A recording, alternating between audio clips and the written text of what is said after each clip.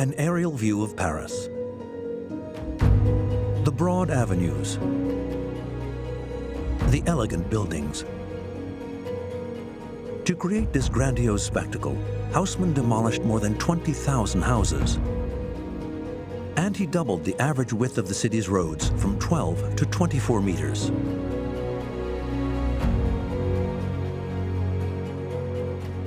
It is hard to imagine that 170 years ago, before Haussmann and Napoleon III, the City of Light was a maze-like cesspool.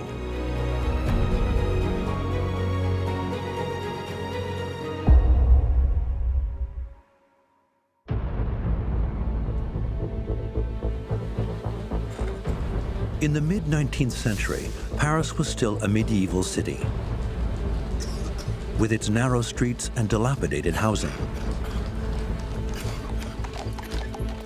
According to eyewitness accounts, you could hardly walk into people's homes, such was the stink. They described rooms in which 12 people sleep, people who don't change their clothes or take off their shoes to sleep, and in the middle of them, a mother breastfeeding her children. Precarious conditions amid a population explosion triggered by the economic activity in the capital. Fertile ground for the propagation of one particularly despised and deadly disease, cholera. Tens of thousands of people died in Paris, including the well-off and the more secure. The disease really made its mark during this period.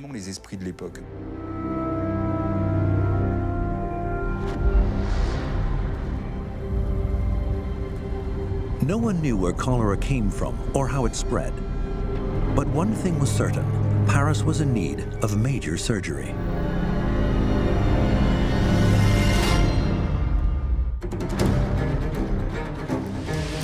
The daunting task fell to Louis-Napoleon Bonaparte. All too aware that mid-19th century Paris lagged cruelly behind other cities he had visited, like London and New York, France's emperor, driven by the idea of progress, resolved to change things, and fast. He was very focused on the idea of a large-scale program of works as a way to employ people and to simultaneously improve the social standing of people and to drive growth in the economy. There's a wonderful story that when he arrives to stand for election, he has a rolled map of Paris under his arm. And when he opens it up, you see these great sort of colored pencil lines, like saber cuts, as Zola will later say, right through the heart of the city. So he does go in there, I think, with a really big idea. Elected President of the Republic in 1848, he wanted to create a network of wide and bright roads through the capital.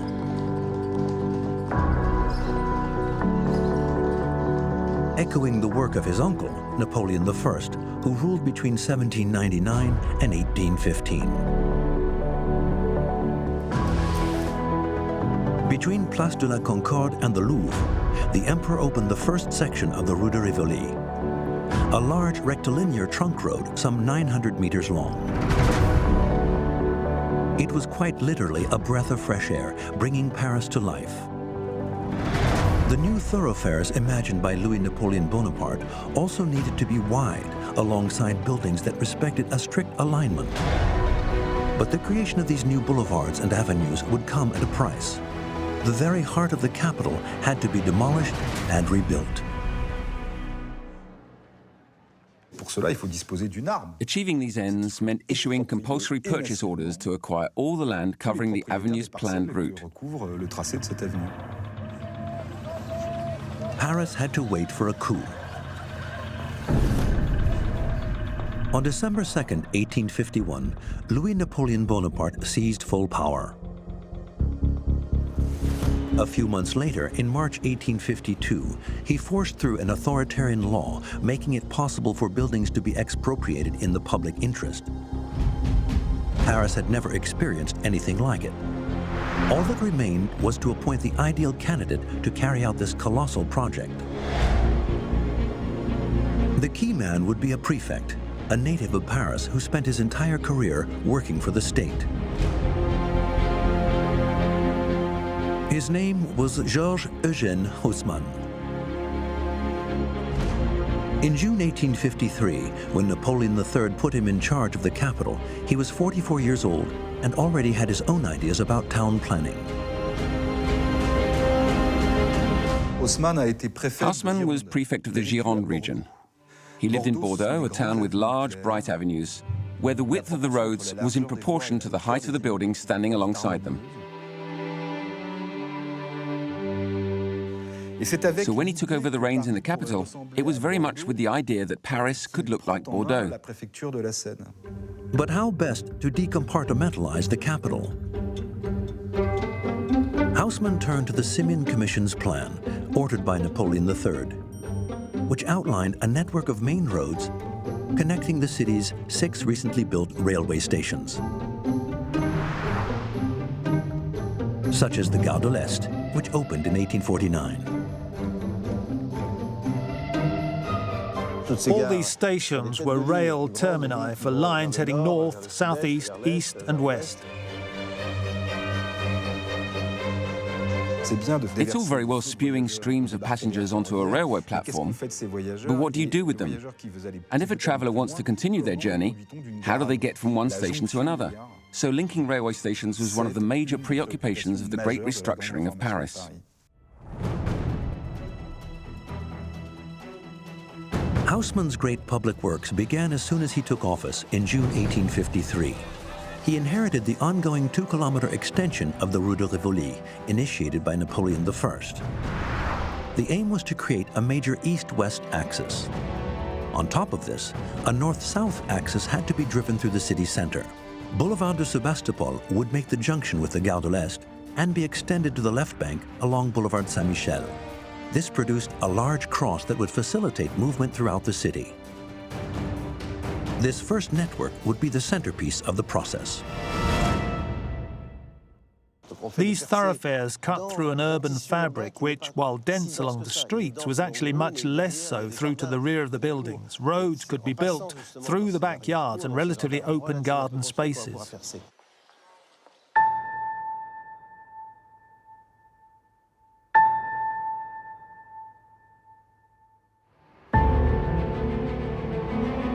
Haussmann wanted to replace these old Paris houses with what would come to be referred to as Haussmannian constructions, of a type that had actually been springing up in the capital for several decades prior to his arrival.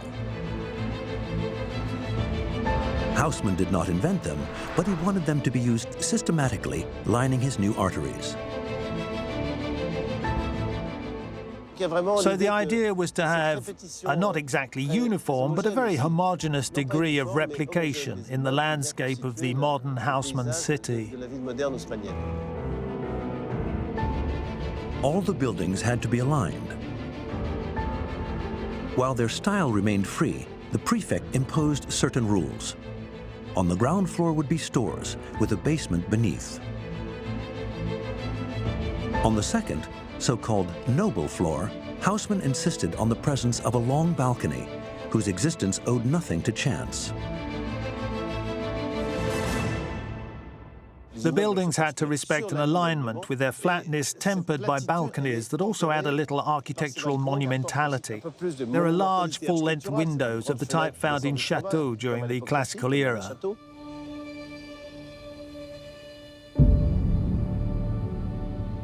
The top floor under the roof would also have a balcony, reflecting another Haussmann characteristic.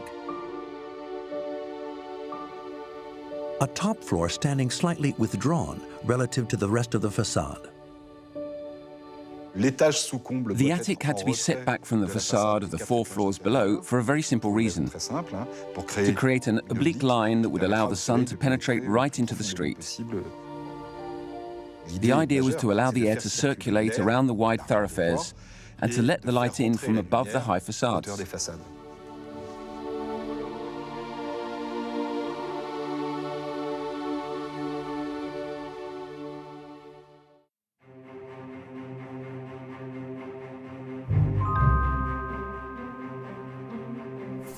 Haussmann had to work fast to erect these new buildings, as Napoleon III was planning to host a major event in 1855, 2 years later, the World Fair. And the new Paris was to be the highlight of the show.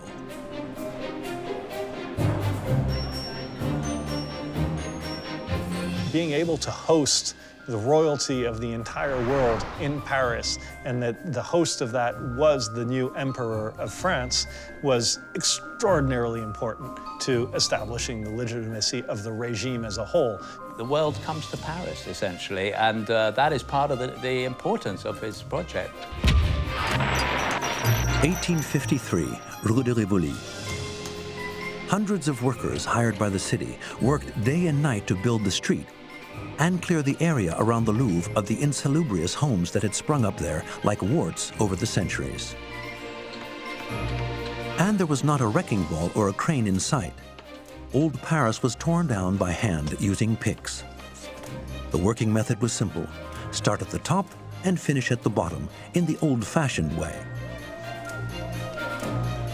Remodeling of the city was essentially done by hand in many ways. Basically, you need a lot of workers knocking things down. The demolition works strike me by the tremendous amount of manual labor involved. And of course, remember that that was part of the objective, right? It was to use these large amounts of labor. So they were not really seeking technological optimization of the construction or the demolition sites. Napoleon III insisted that the great public works in Paris must also benefit the working classes.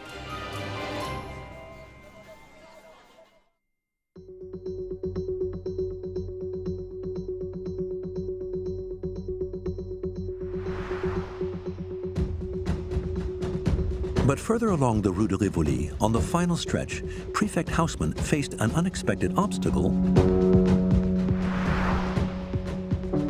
at the foot of a medieval monument, the Saint-Jacques Tower.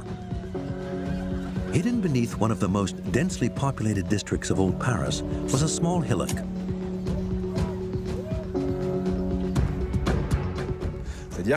It meant that the Rue de Rivoli either had to be flattened or a hump left in the middle of the street. The problem was, a hump would ruin the perspective Haussmann wanted. Bear in mind that when moving around on horse-drawn vehicles, it's extremely hard to climb a hill. And the descent is even more treacherous, because the animal is pushed by whatever load it's meant to be pulling. Haussmann had no choice. To complete his project, the road had to be flattened. But by fixing one problem, he created another. Now an entire district stood above the level of the new thoroughfare. The only solution was to pull it all down and start again. That obviously leads to the need to expropriate the adjoining plots of land, to indemnify the owners. It was a big increase in the budget. In addition to the buildings to be demolished, a stone base had to be added to the Saint-Jacques Tower at its foundations to raise it up to the level of the new road. This brought the cost up to 30 million francs from the original budget of 18 million.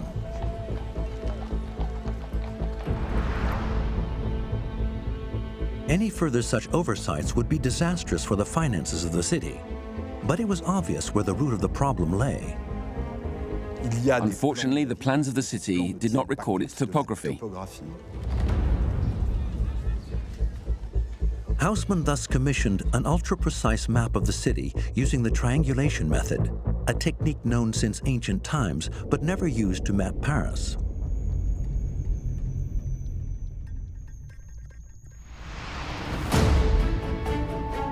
Topographers worked using a series of 3 points. First, they measured the distance between 2 of them on the ground. Once that was known, they measured the angle separating the 2 points from the third, from an elevated position.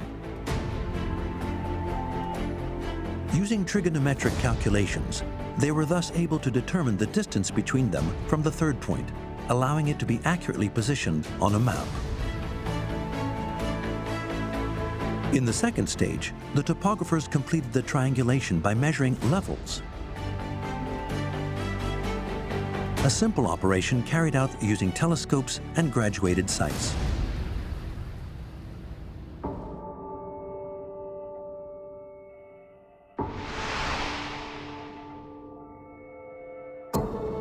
These calculations produced Haussmann's map of Paris, the first to offer a three-dimensional perspective of the city, thanks to the levels indicated in red.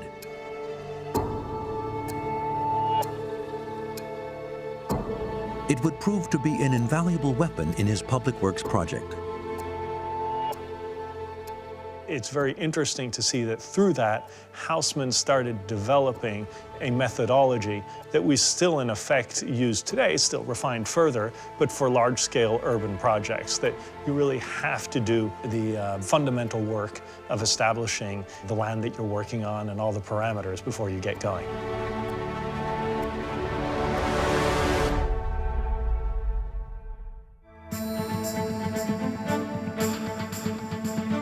Haussmann pressed ahead, but less than a year after taking office, he faced another problem. The state could not finance all the construction work. He needed to find developers ready to put their hands in their pockets to erect these new buildings. And they weren't exactly banging on Haussmann's door to offer funding. It doesn't come easy. It doesn't all fall into place terribly easy. With retrospect, we think, oh, it just was bound to happen. It wasn't bound to happen. A lot of people are going to be very skeptical about the story that they're being told, and perhaps rightly so initially.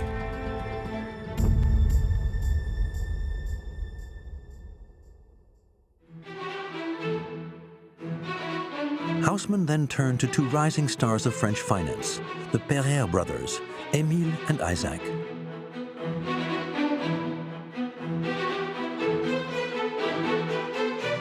Perret brothers are fascinating characters. They arrived in Paris in poverty, and they were responsible for the first passenger railway line in the Paris region, and used that to start build up to what would be an enormous fortune.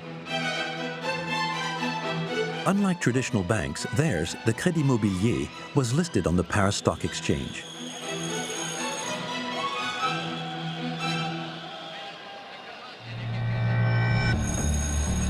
This gave the Perret brothers far more scope to considerably increase the money at their disposal. It was a financial windfall that strengthened their hand in negotiations with Haussmann.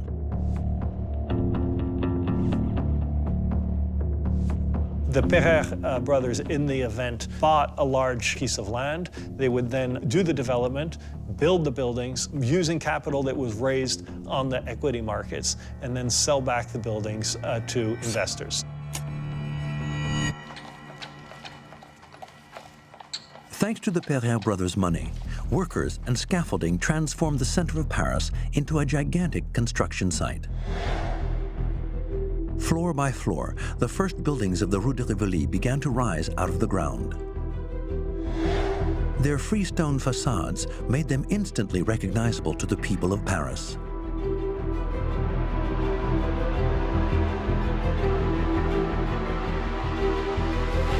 The masonry in Paris has a very characteristic light beige color. This limestone, with its very characteristic blonde color, sourced in the Paris region and beyond, helps give the Paris landscape its uniformity.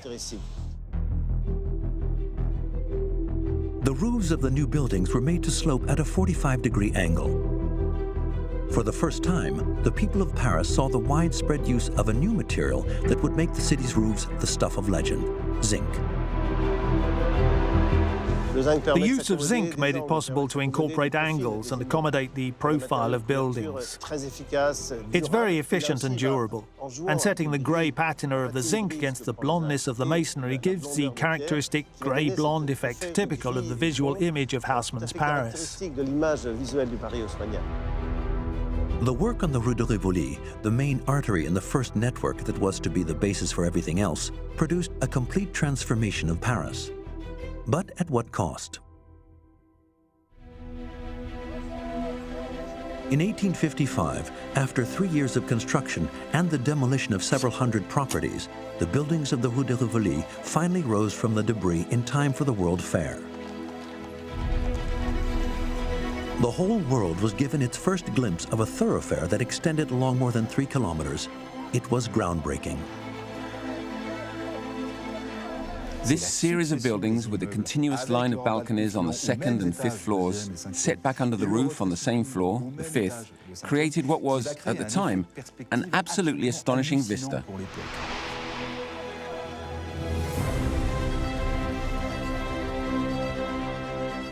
All public areas now had monuments, and the modest residential buildings became part of this landscape.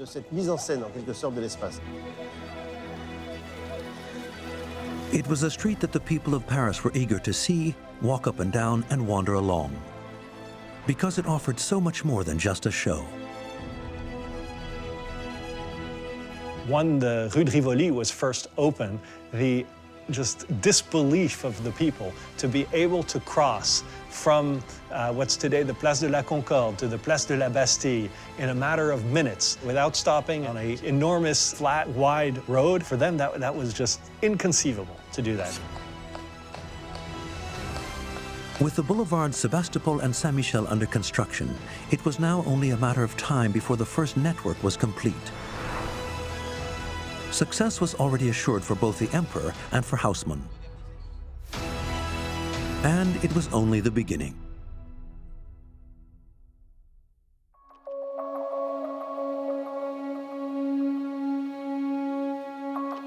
In mid-1850, Haussmann had another operation underway.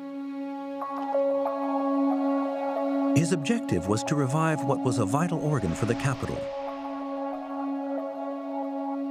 Not far from the new main intersection stood the Church of Saint-Eustache. Ever since the 12th century, the area beside it had been the site of an extremely disorganized food market.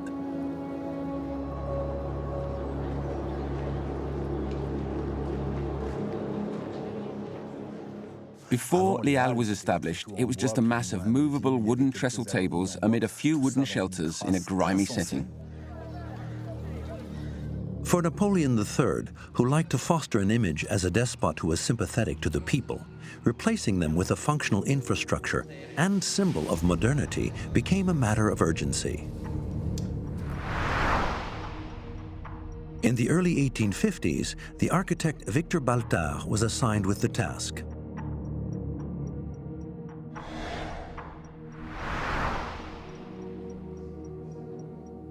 In 1852, the first structure was erected. But thanks to its imposing stonework architecture, the people soon began referring to it as the Market Fort. Napoleon knew the building was unpopular. According to Haussmann, he said, "It's vast umbrellas that I need, nothing more."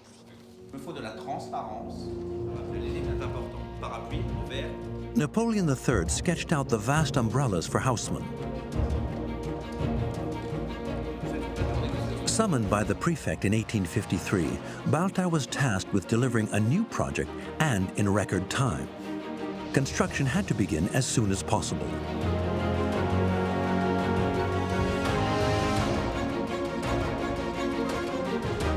He succeeded brilliantly.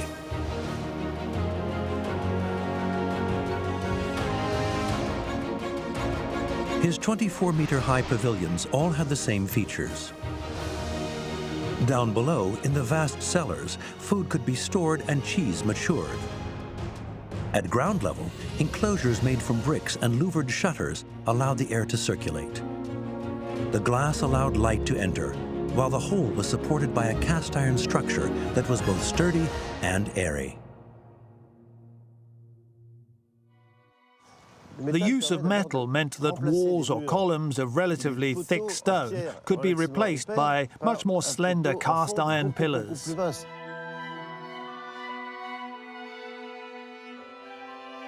This freed up space and allowed the light in. By combining these iron pillars, which resist compression much better than stone pillars, with iron frames and with glass, which could now be produced on an industrial scale, large areas could be covered with very few points of support. The resulting lightness and transparency produced architecture that was both visually stunning and extremely functional. Thanks to the use of metal, the Les Halles market covered an area of some 40,000 square meters. The project, which began in 1853, rapidly became the largest in Paris. In addition to the 90,000 cubic meters of soil excavated and removed, it consumed 600 tons of cast iron, 700 tons of iron girders, 18,000 cubic meters of concrete, as well as 1.8 million bricks. Of the 12 pavilions, by 1857, 8 had already been built. The others would be completed later. As described by author Émile Zola, Les Halles became the belly of Paris. It appeared like some vast modern machine, a steam engine or a cauldron supplying the digestive needs of a whole people, a huge metal belly, bolted and riveted, constructed of wood, glass and iron, with the elegance and power of a mechanical engine.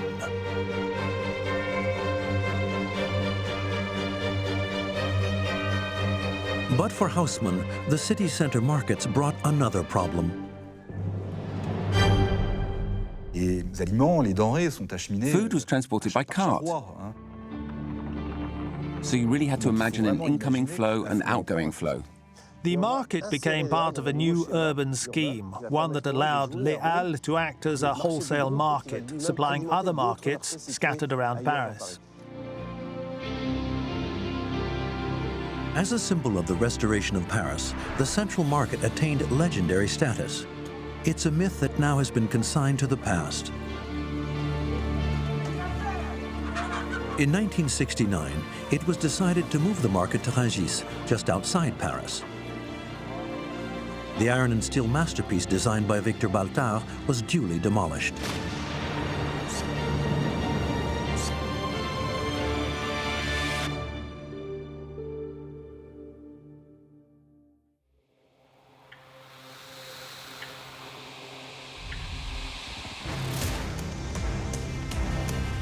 By 1858, Paris's City Hall was in turmoil. Haussmann had just approved another hellish series of works. On the left bank, he was preparing to construct several new major arteries. On the right bank, he continued to open up the railway stations, creating new connection hubs. Paris was extending its arms. This was what became known as the Second Network. Once you created this big cross in Paris by using secondary roads, you can serve either the very densely populated districts not connected to the heart of the city, or create new districts that will need links to the city centre.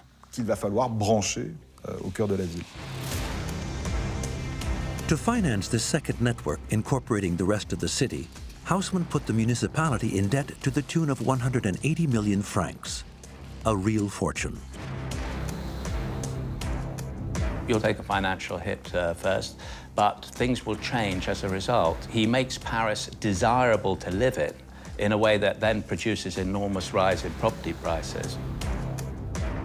And this will generate resources which allow the city to prosper, to grow again.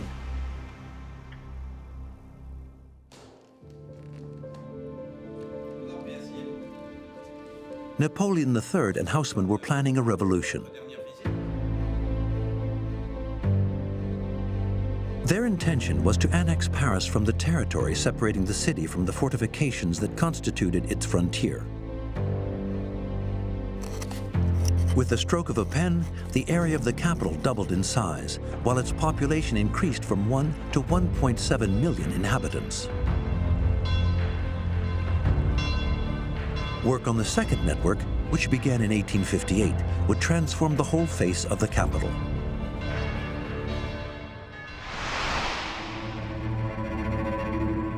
But how to make this new Paris understandable to its residents? How to help them find their way around? Haussmann's answer was to use monuments. Old or new, they became targets that the new arteries must aim for. The most emblematic of them would be the Paris Opera, a colossal building 173 meters long and 125 meters wide. It indicates not only direction, it also indicates the scope of the new road. It adds a kind of majesty by giving an idea of its length. These landmark monuments became one of Haussmann's obsessions. He wanted them everywhere, even where they were impossible. As evidenced by the dome of the commercial court on the Ile de la Cité, which Haussmann shifted to one side. Haussmann shifted it far enough to the right to make sure it was right in line with the Boulevard de Sébastopol to create a line of sight effect.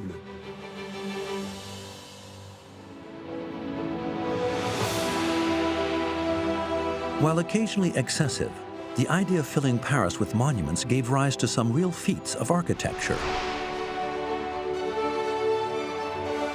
such as the Saint-Augustine Church, often ignored by Parisians. It is home to the largest dome in Paris, 26 meters in diameter and almost 80 meters high.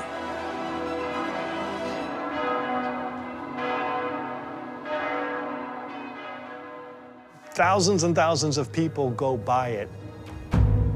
Most people think it's much older than it actually is, and most people don't really look at how it's designed.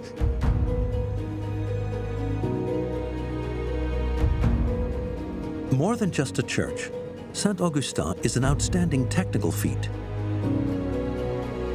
Designed by architect Victor Baltard, it owes its existence to the extension of Boulevard Malesherbes. This is a road that Haussmann intended to divide into two branches to serve new districts. In doing so, the fork created a void.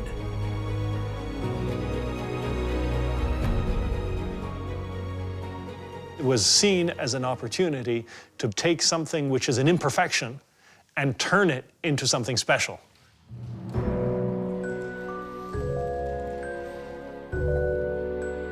While the idea for a second branch turned out to be problematic and was eventually abandoned, Haussmann pressed ahead with the church, and construction began in 1860. Napoleon III even planned to make it his final resting place, a mausoleum honoring the glory of Bonaparte. It needed to be a monumental construction, visible from all over Paris, and be topped off with a dome. Any mausoleum worth its salt had to bear comparison with the Basilica of St. Peter's in Rome, the tomb of the apostles St. Peter and St. Paul, with its imposing dome that reaches out to pilgrims. Fully aware that he could not make it as imposing, Victor Baltard was also aware that it would not escape comparison. The main problem, and it was a big one, was the site at the corner of Boulevard Malesherbes, which was hardly the Vatican. Baltard saw that Haussmann had given him a narrow plot of land to build this monument on, one that was also a very strange shape, a kind of polygon, like a cork. On the map, it looks most peculiar. It is a horrible site. It's a quite a small footprint stuck between roads that is highly constraining for the architect, whereas simultaneously he had instructions to make something as grand and as visible as possible. How to make this monument visible? How to erect an imposing dome on a narrow strip of land without the aid of buttresses to stabilize the structure? Baltard met the challenge with a unique piece of architecture. At the heart of his design was a gigantic metal hall. At the top, tension-resisting steel arches spread the entire weight of the structure across columns made from cast iron, an alloy that is particularly resistant to the forces of compression.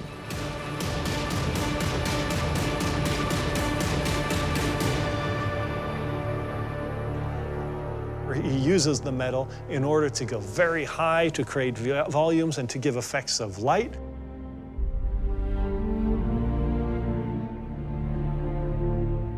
So to create a remarkable space.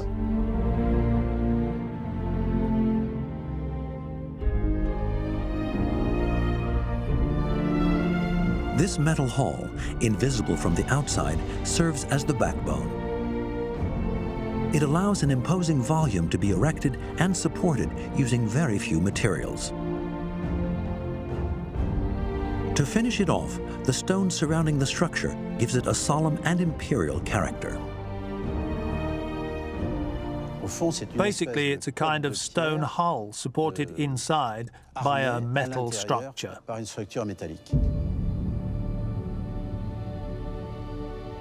The stone architecture is supported by the cast iron, and without it, the church would collapse. It is a work of genius, because it is a hybrid that harnesses all the modern techniques of the day.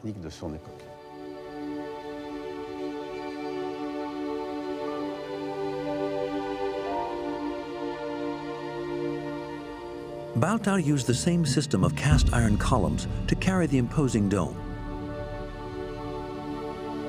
In order to make it as lightweight as possible without forfeiting strength, the structure was constructed entirely of metal.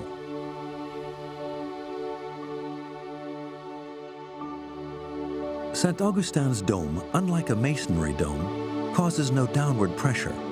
It is structurally autonomous, as if laid on the building.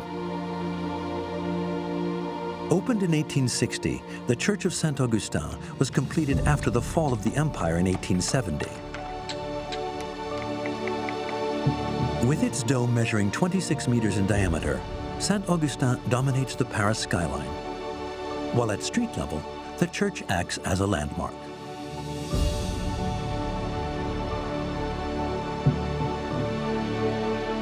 People like a city that they can understand, and I think Saint-Augustin makes an important contribution to understanding the image of the city.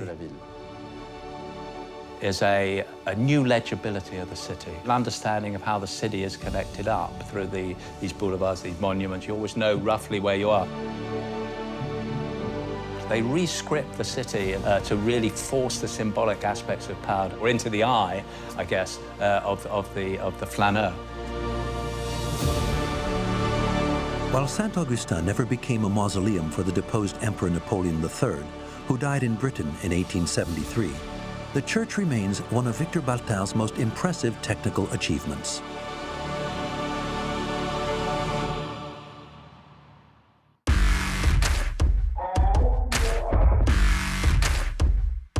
One of these landmark target monuments would come to be regarded as the most impressive achievement of the Second Network, the Place de l'Étoile, site of the Arc de Triomphe.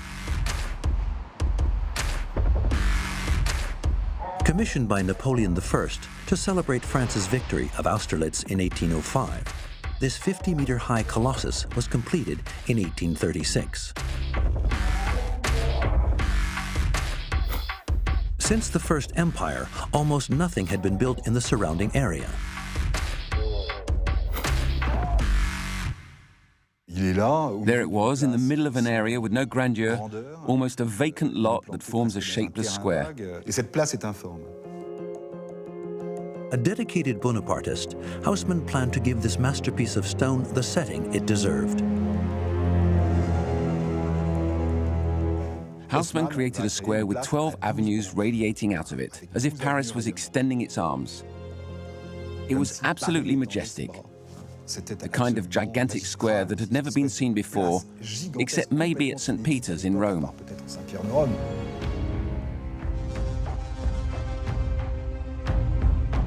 A target monument serving 12 avenues, the Place de l'Étoile became the hub around which the smart districts of Western Paris were structured. In addition to these 12 avenues, the monument would be set off by 12 buildings, each only 3 stories high. Designed by architect Jacques Itoff, they stand a little further back to better show off the Arc de Triomphe. On the ground, Haussmann planted trees to give some volume to the vast square.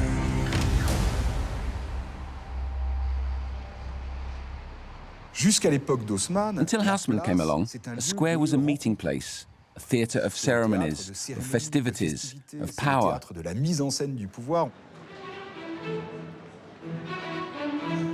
Haussmann squares had none of that. They were crossroads, hubs of communication. People circulated, but they passed through. There was nothing to see.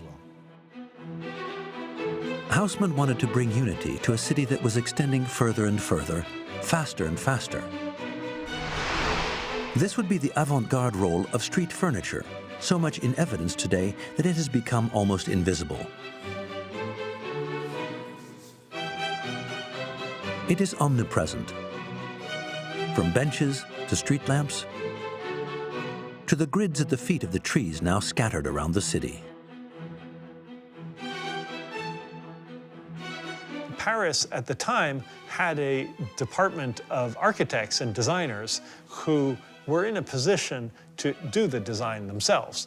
And that had an enormous impact.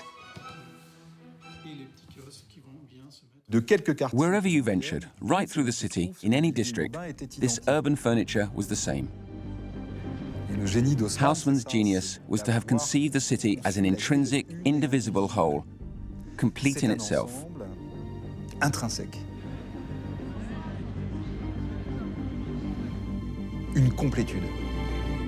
But before completing the second network and turning definitively to the new Paris, Haussmann still had one last score to settle with the old city. Between the Ile de la Cité, the traditional center of the capital, and its prefect, it was almost a personal matter. It harked back to his student years, when he walked through it daily on his way to law school. Having left the Chaussée d'Antin quarter this morning, I was walking alongside the old courtrooms with, on my left, the despicable heap which not long ago brought dishonor on the city, a haven for thieves and murderers who seemed to flout the attentions of the police and the criminal courts. During the 1860s, Haussmann razed to the ground almost the entire island, preserving only its monuments. He made it the city's administrative center, with police headquarters, a commercial court, and some spanking new law courts.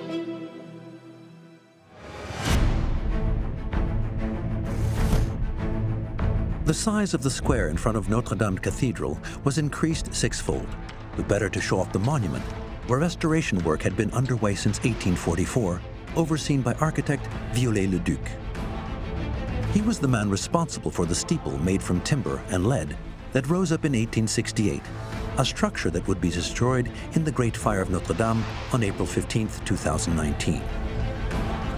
Haussmann demolished a whole neighborhood nearby in order to rebuild the Hôtel Dieu, the historic hospital in the center of Paris, which was also torn down. I've never been able to forget this insalubrious section of river, tucked between two hospital buildings and polluted by every type of excrement from the 800 patients within. In all, nearly 10,000 residents were forced to give up their homes, evicted from the island. The city's residents, who had welcomed the public works with open arms, were by now in a state of shock. He was seen as a destroyer. I mean, the nickname was the Alsatian Attila. You know, he came through like a Hun, really, you know, sort of no sense of history, sort of destroying to right and left to build this new functional city. A destroyer to some, a modernizer to others, Haussmann's transformation of the Ile de la Cité was the most controversial aspect of the great works of Paris.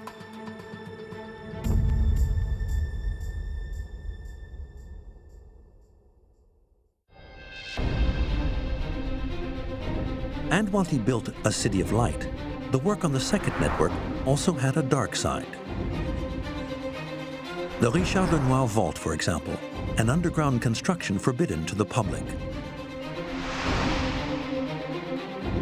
Built between 1860 and 1862, it totals 1.7 kilometers in length and covers the Canal Saint-Martin. It owes its existence to the construction of Boulevard Voltaire, which connects the Place de la République to the Square Nation, across the Canal Saint-Martin. The canal proved problematic for prefect Haussmann, who was anxious to control the working-class districts to the east of the city. The Canal Saint-Martin cuts right through Paris. and it's very difficult to move troops across it. You'd have to basically cross bridges, and if you're crossing bridges, then bridges can be either set fire to or barricaded or whatever.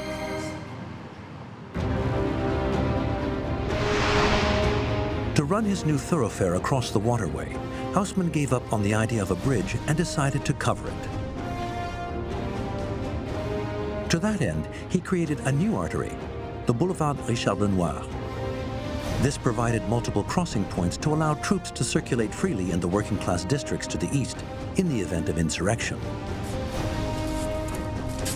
To that end, workers lowered the level of the canal by 5 meters before covering it with a gigantic millstone vault along a 1.7-kilometer stretch.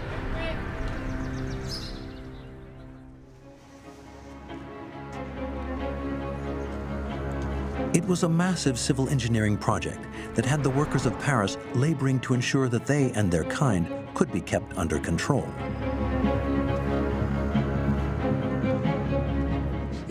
Thousands of men were at work, with some very serious accidents. They were 10 meters above the bottom of the canal. Some men fell, others injured themselves shifting masonry and the like.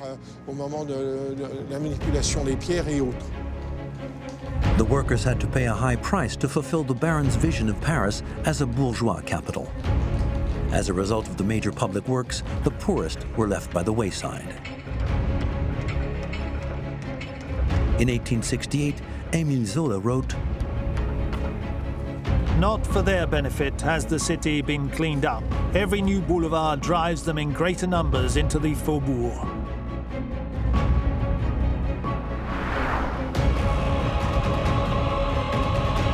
Haussmann accepted this reality in a letter to the emperor. There is no need for Paris to contain factories and workshops. Hence, the great works must not only be continued, they must be hastened to defend Paris against the growing invasion of workers from the provinces. The other idea is cram the bourgeoisie in.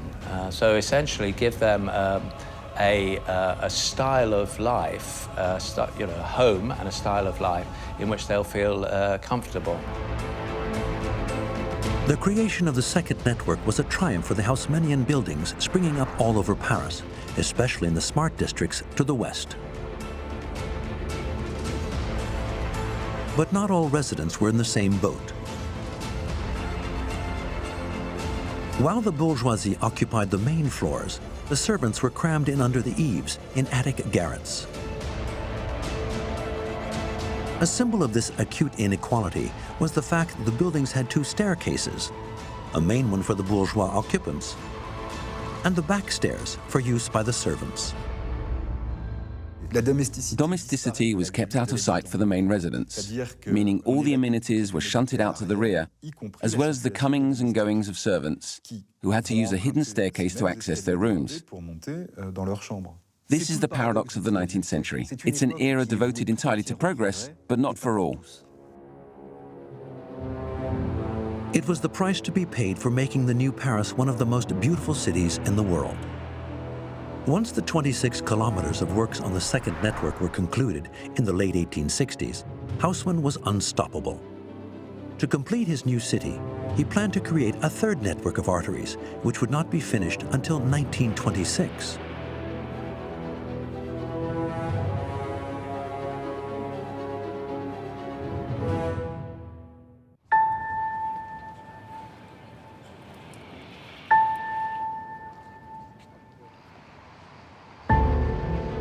With its large arteries acting as lungs, Haussmann successfully aired Paris in its entirety.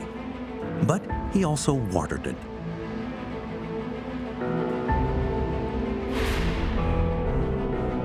The Yonne region, 150 kilometers from Paris, is home to a little-known component of Haussmann's great works.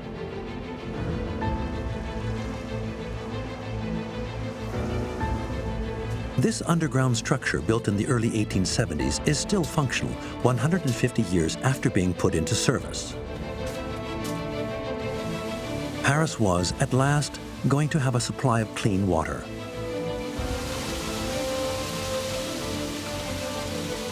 People realized that the best water was spring water, groundwater that had not been polluted by activities on the surface, so the water had to arrive pure, fresh, without organic matter. This infrastructure carries water from the Armentières spring through 500 meters of underground tunnels driven through the heart of the Massif, which provide the capital with nearly 30,000 cubic meters of water per day, or nearly 10% of the total water consumed by Parisians since the 19th century. Giving Paris access to clean water was one of Haussmann's greatest achievements. To bring it to the city, his engineer, Eugène Belgrand, set about building a colossal aqueduct more than 150 kilometers long.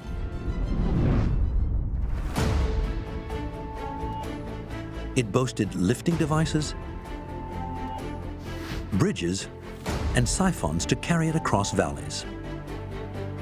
The engineers on the ground produced gradients and created watercourses with the help of an incredible mass of humanity, digging, building and erecting scaffolding. It was a colossal undertaking, and what they accomplished still survives today. The structure is completely sustainable and will be passed on to future generations. The highlight of the project was the construction of the Montsouris Reservoir on the high ground to the south of Paris. With a surface area of 3 hectares, this colossus has a maximum capacity of 1 billion liters. It remains a vital piece of infrastructure and demonstrates the sustainability of the city rebuilt by Baron Haussmann. Just like his buildings still standing today,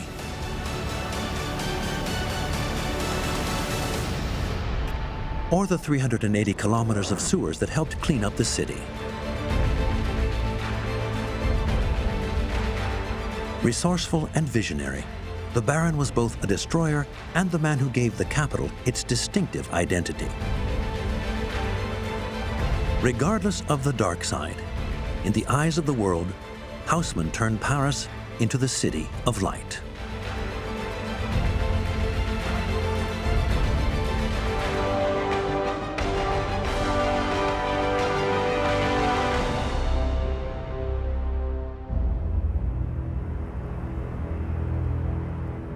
In the Pyrenees Mountains, a few miles from the French-Spanish border, thousands of worshippers take part in a procession in honor of the Virgin Mary. At the heart of this incredible megastructure to God, the sanctuaries of Lourdes. An immense 128-acre space, which counts no less than 3 basilicas.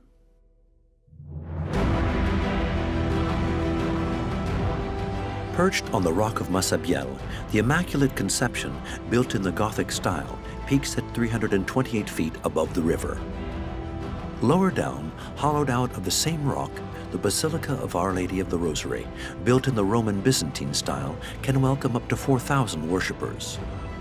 Its parvis, inspired by St. Peter's in Rome, can welcome 40,000 more. To the east, buried 32 feet below the surface, the Basilica of St. Pius X has the capacity for 20,000 pilgrims. With a length of 655 feet and a width of 265 feet, it's the biggest crypt ever built in the world. A sanctuary entirely built around a grotto. A sacred place where the Virgin Mary is said to have appeared 150 years earlier. The grotto is really the heart of the sanctuary. The pilgrims themselves bear witness to the fact that there's a kind of allure to the grotto. And for good reason, as it's here that the Mother of God is said to have revealed the existence of a spring with extraordinary properties. Water which would be the origin of 70 unexplained healings. It's true that the water attracts a lot of sick pilgrims hoping for a cure. Therefore, at Lourdes, you come to the source, you come to the grotto, you come to drink this water, quite simply because it's the Virgin Mary who gave us this water. Therefore, it feeds hope into the hearts of pilgrims in a very, very big way. Catholics believe so strongly in Lourdes that it attracts millions of sick and dying pilgrims each year. Lourdes, a unique place, therefore, whose story begins in the biting cold winter of 1858.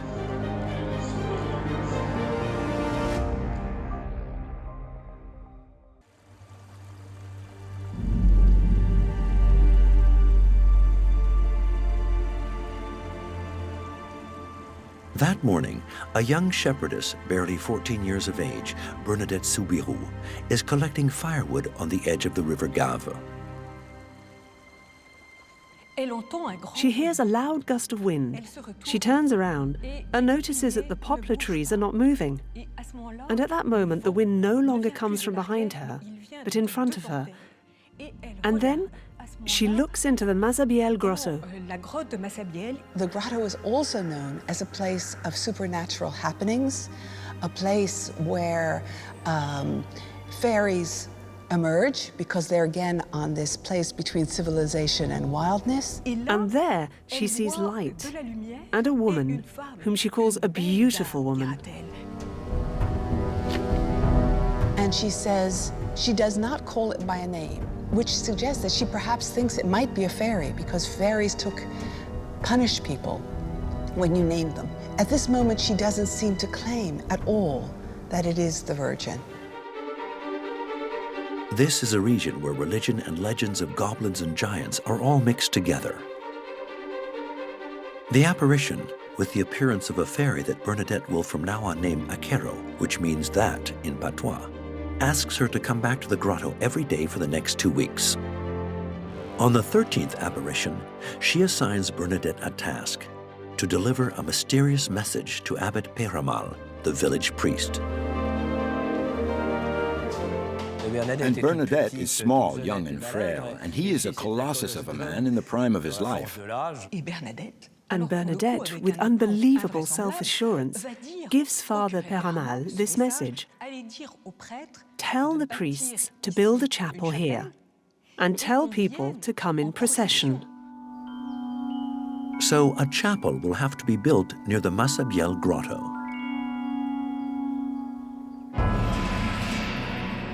But the rock which overhangs the grotto is 89 feet tall, and the surface is irregular. The only access is via a narrow track nicknamed Breakneck Path. The crevices in the rock weaken it and lower it down. Plus, the River Gave makes the ground spongy and prone to flooding. The request of the apparition seems impossible to meet. So, to start with, you want me to organize a procession and build a chapel for a lady who hasn't even said her name? Plus, at the time, it's the regime of the Second Empire, so this needs authorization from the state. The state will never give authorization for that.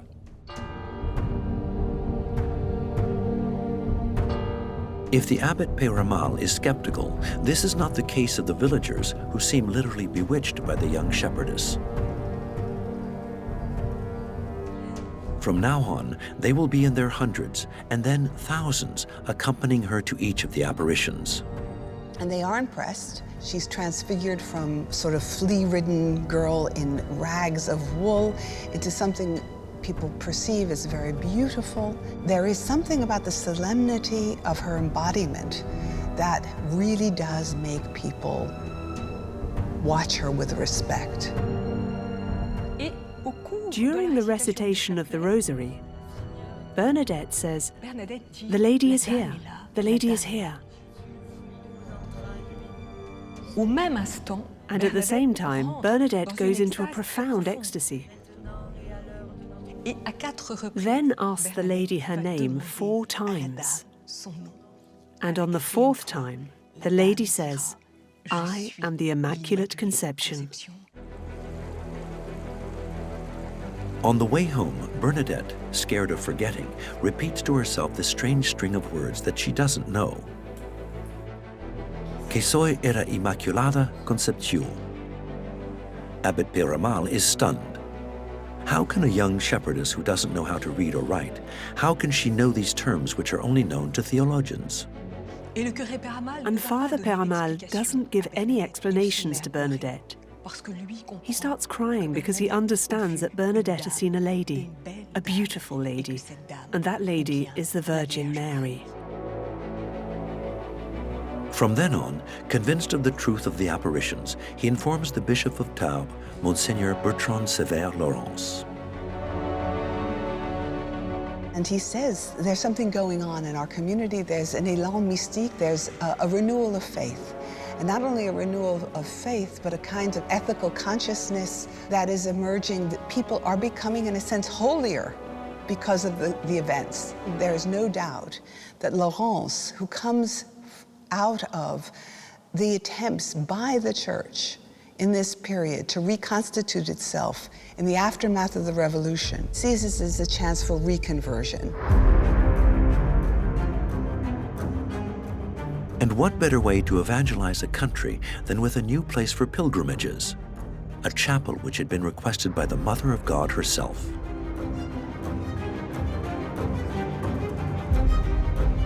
The bishop believes that the future edifice should be dedicated to the Immaculate Conception, whose worship was proclaimed 4 years earlier in 1854 by Pope Pius IX. That it becomes dogma is very important because it is the ultimate miracle of faith. Mary is not just giving birth as a virgin, she is also conceived herself without sin. And Pius is concerned to multiply these miracles of faith in contrast to what he sees as the errors, which are rationalism, liberalism, scientism. But the bishop is careful because the infatuation with Bernadette could dwindle at any moment. Recognizing the apparitions too early could put him in an awkward position vis-à-vis the Church. It's therefore with great discretion that he meets an architect known for his devotion and his great piety. Hippolyte Durand is the architect who is approached. He is a diocesan architect. Hippolyte Durand was involved in a new movement which veered towards recapturing the Middle Ages by searching for examples in the great cathedrals, and who would like to restore Christian faith through architecture.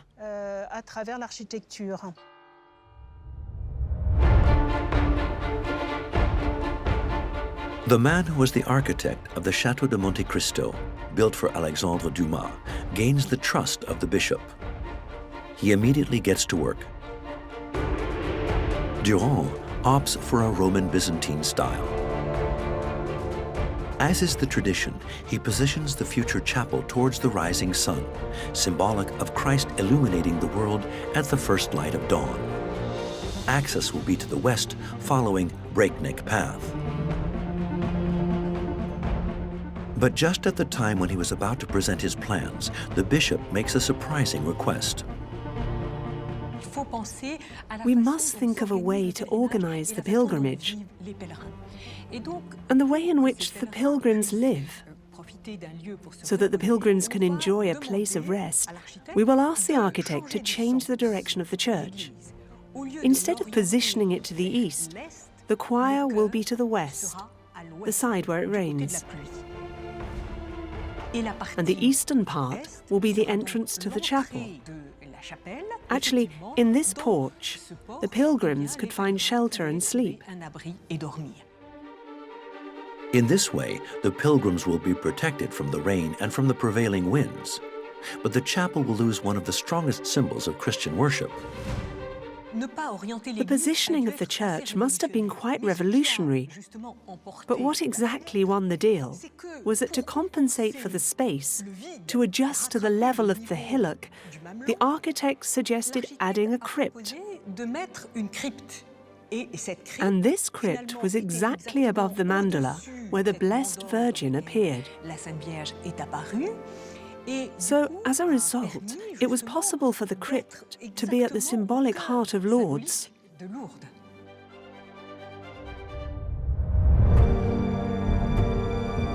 On the 18th of January, 1862, the bishop signed an official declaration recognizing the reality of the apparitions.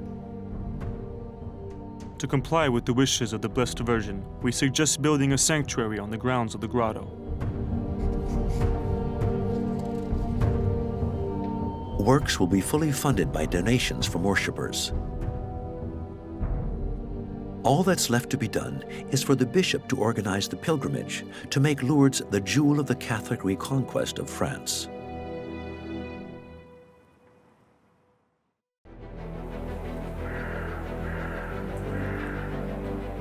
On the 13th of October 1862, early in the morning, a huge explosion resonates on the Espelugos mountain. The demolition work for the building of the Immaculate Conception has just started.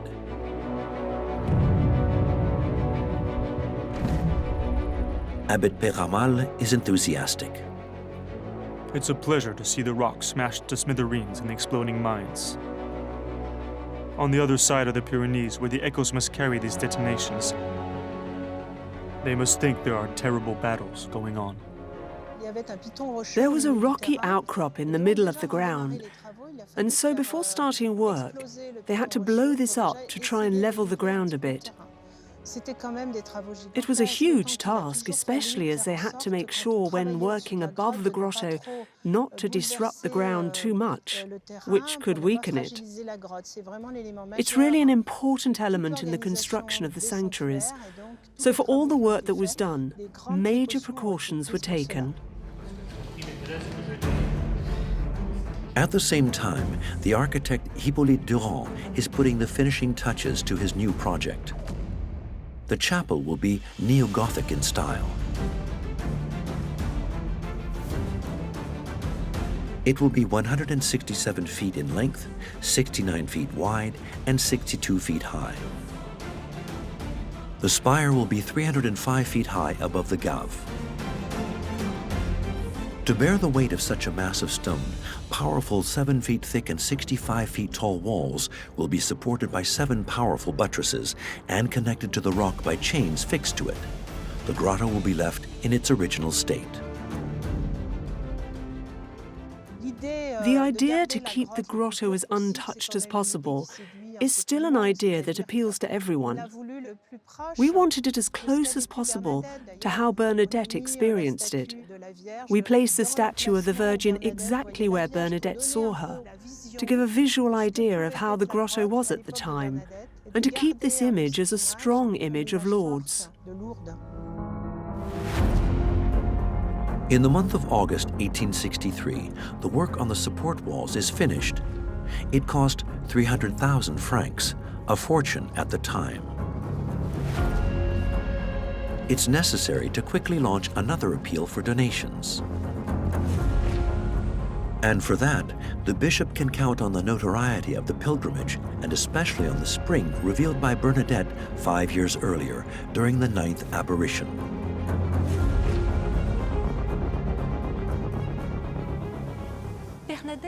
Bernadette is on her knees. She's doing penance. And then the lady says, "Drink from the fountain and wash yourself."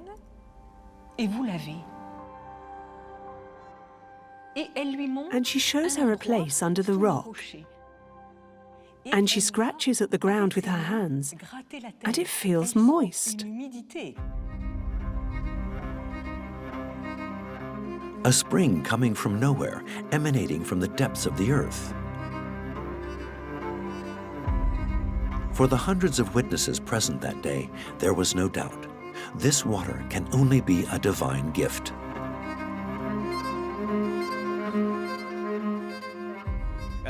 So from the moment when she discovered the source, people will start to return in the afternoon to widen it, etc. The water began to flow, so I find that quite a beautiful symbol. The more we drank, the more there was. It was not going to run out. Water which is soon going to drastically change the fate of Lourdes when a woman who'd been paralyzed in her right hand for many months visits the grotto in Massabielle. Catherine Latapie, who lives 7 miles from Lourdes in a village called Loubajac, feels compelled to go to the grotto. The moment she puts her hand into the water, it fully regains its agility.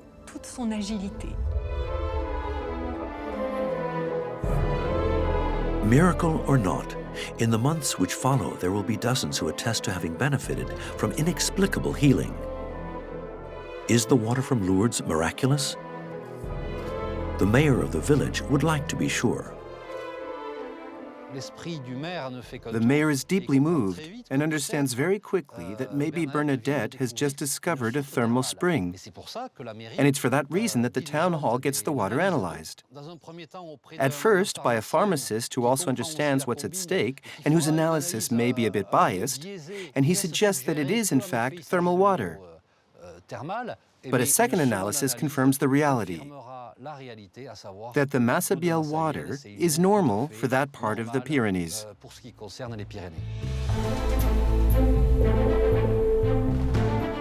If the mayor sees his dream of a thermal spa fade away, the bishop sees the potential in this water, which in principle has no recognized properties, but which, however, could be capable of curing the incurable.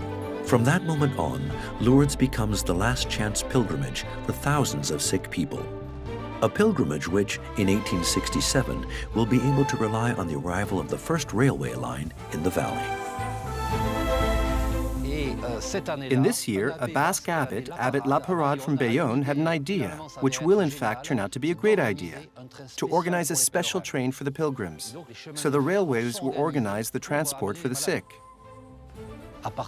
From then on, the pilgrimage to Lourdes will develop on a European level, then global, with the advent of the railways.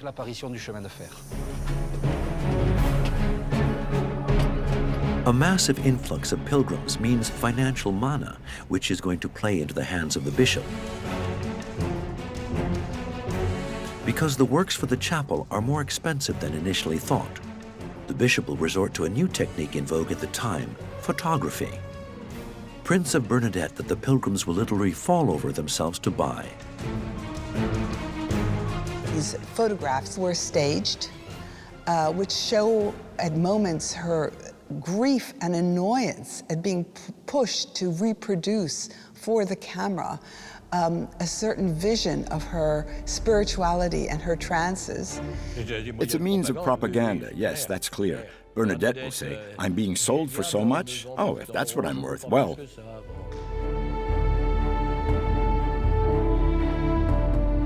An icon who is selling well, but who is soon going to be in the way. During the inauguration of the crypt, the young woman is a guest of the festivities, but the bishop wants, at all costs, to avoid her being the star. So the young woman attends the ceremony dressed as a child of Mary and firmly escorted by nuns. The danger was, of course, that it wouldn't be the veneration of the Virgin, but it might become the veneration of Bernadette. That was what the church worried about. 2 months later, on the 4th of July, 1866, Bernadette leaves Lourdes for the Saint Gildard de Nevers convent in Brittany, where she will take the veil. She will never come back to see her mountains nor the grotto of Massabielle until her death.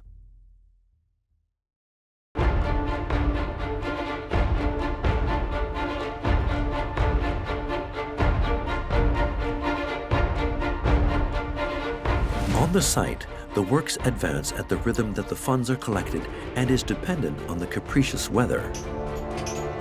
Luckily, Hippolyte Durand can rely on one advantage which will gain him several precious months: the many quarries present around the village.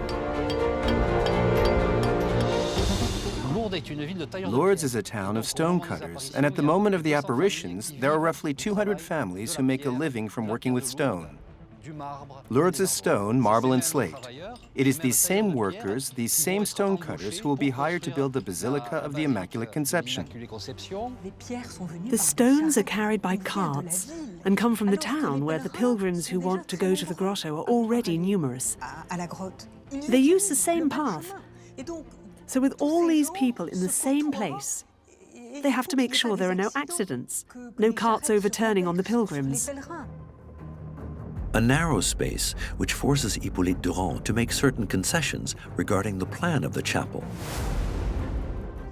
He couldn't really adapt the Gothic architectural plan to the location. He had to adapt to the land. So for that reason, he couldn't build a transept, nor could he make large flying buttresses to strengthen these archways. These buttresses are usually present in Gothic churches and counterbalance the weight that the archways exert on the walls. An omission which, in the long run, could have proved catastrophic for the solidity of the building. but the architect is going to have an ingenious idea. He installed lateral chapels along the nave, which are linked with each other, and which also allowed for the creation of a sort of ambulatory. From these chapels, we can see that the walls are relatively large, because it's these which play the role of buttresses. Thanks to his ingenuity, Hippolyte Durand achieved the feat of building a church that can accommodate 1,000 worshippers on a steep, narrow, rocky outcrop.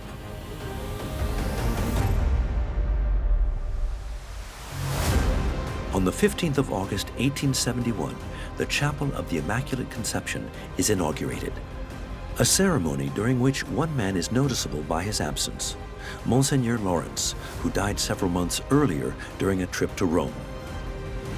He leaves behind him the first piece of a vast enterprise destined to become one of the biggest sanctuaries in the world. But before becoming an important place of national pilgrimage, Lourdes still has to pass one final test, obtaining recognition from its peers.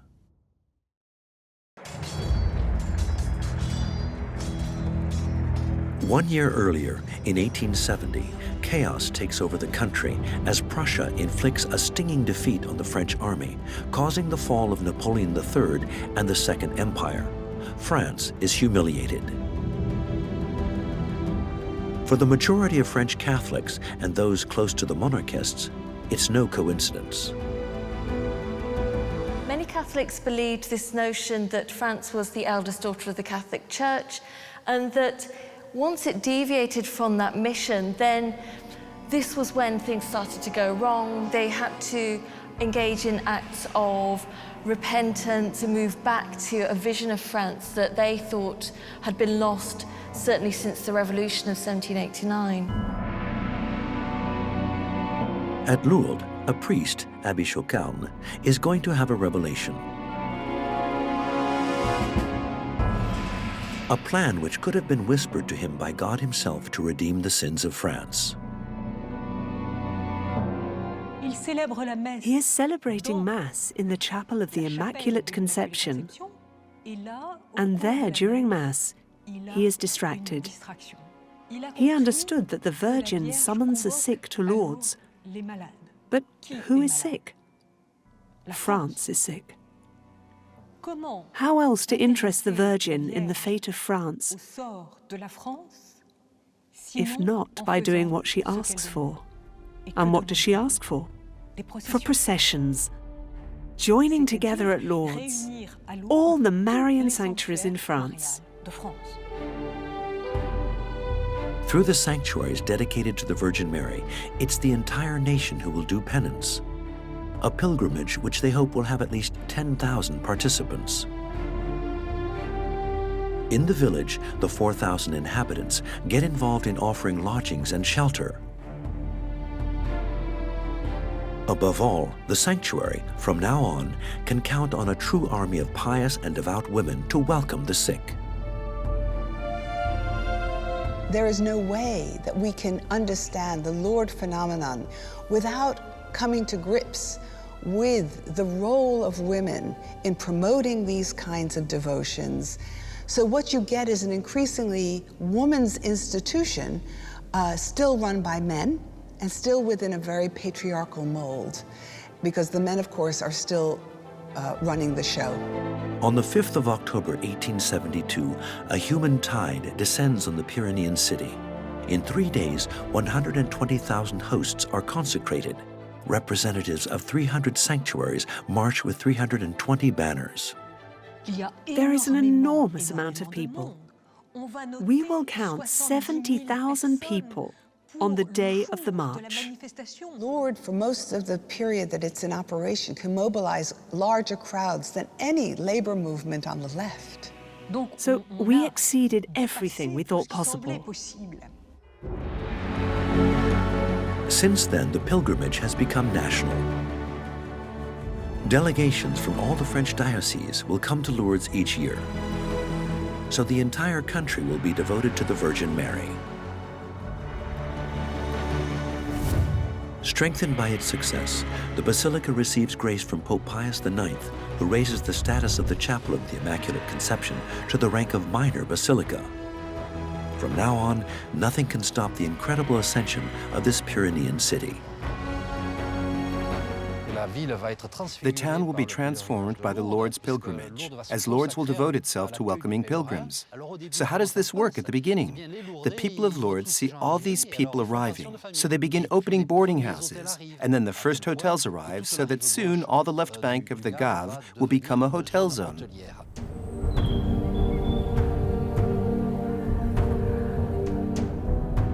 A dazzling success which the new Bishop of Tarbes, Monseigneur Benoît-Marie Langenieur, must cope with. Because barely finished, the Basilica of the Immaculate Conception is no longer sufficient to absorb the uninterrupted flow of pilgrims. Monseigneur Langenieur, in front of all these pilgrims, thinks, if we're going to leave them outside to celebrate Mass, we're going to need altars, etc. There are an enormous amount of things, and he thinks a new church is needed. In 1883, approaching the 25th anniversary of the apparitions, pilgrims come in mass. For the new church, a new architect is approached, Leopold Hardy, the chief architect of the 2 international expositions in Paris.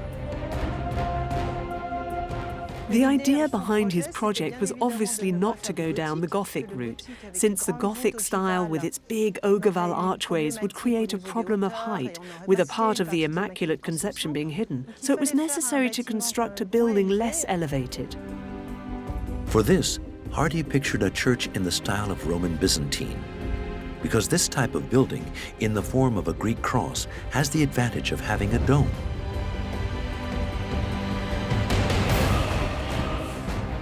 Seated on 4 enormous pillars, it will give enough space to welcome 4,000 pilgrims, but above all, it will allow him to limit its height to 43 feet.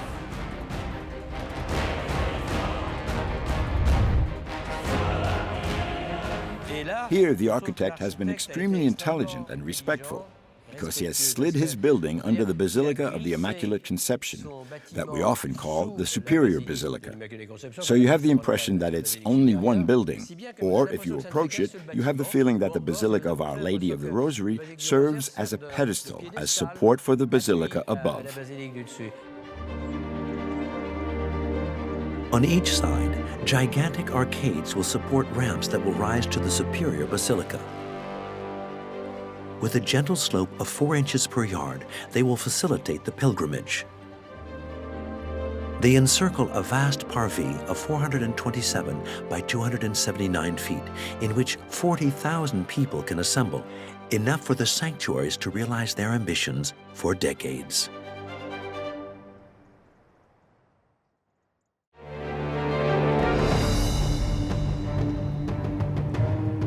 On the 16th of July, 1883, the construction of the Rosary Church starts, 25 years to the day after the last apparition. But the first trenches are barely dug when Leopold Hardy is urgently called to the building site. There was a canal, the Merlas Canal, which passed just below. And there was also the water from the Gave, so the ground was quite porous at that place, and quite humid, resulting in the entire foundations being submerged underwater. So they had to drain it to extract all the water that was there in order to construct a relatively sound edifice. And that's not the end of Hardy's problems.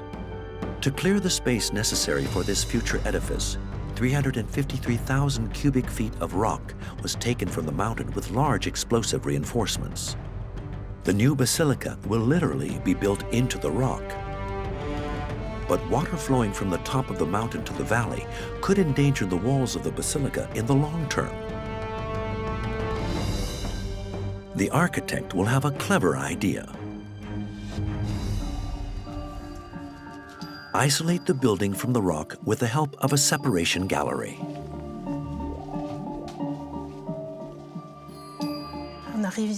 So we arrive here in a very private part of the Rosary Church, as here is the interface between the wall of the Rosary Chapel, the basilica, and here, the support wall holding the rock. Therefore, at the moment of the building, it was decided to separate these two walls and thus make a kind of protection. To consolidate his masonry, Hardy will place landfill arches all along the corridor. Lourdes is a place where there is a lot of earthquakes, so you also have to balance the mass so that it can last for years to come. To avoid pockets of water accumulating behind the support wall, the architect has holes made in the rock wall through which water can flow into the gutter. We have the impression that we're in a grotto, and we find here the formation of stalactites, stalagmites, limestone which stays on the surface, and the water runs along it.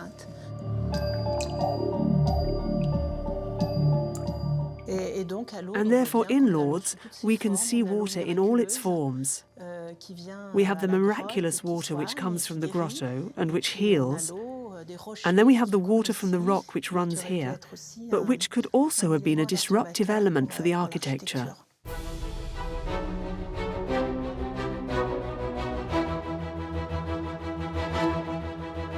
"6 years is enough time to finish the structural work. Now, all that is left is the interior design. The church will be devoted to the Rosary, a prayer ritual dedicated to the Virgin Mary.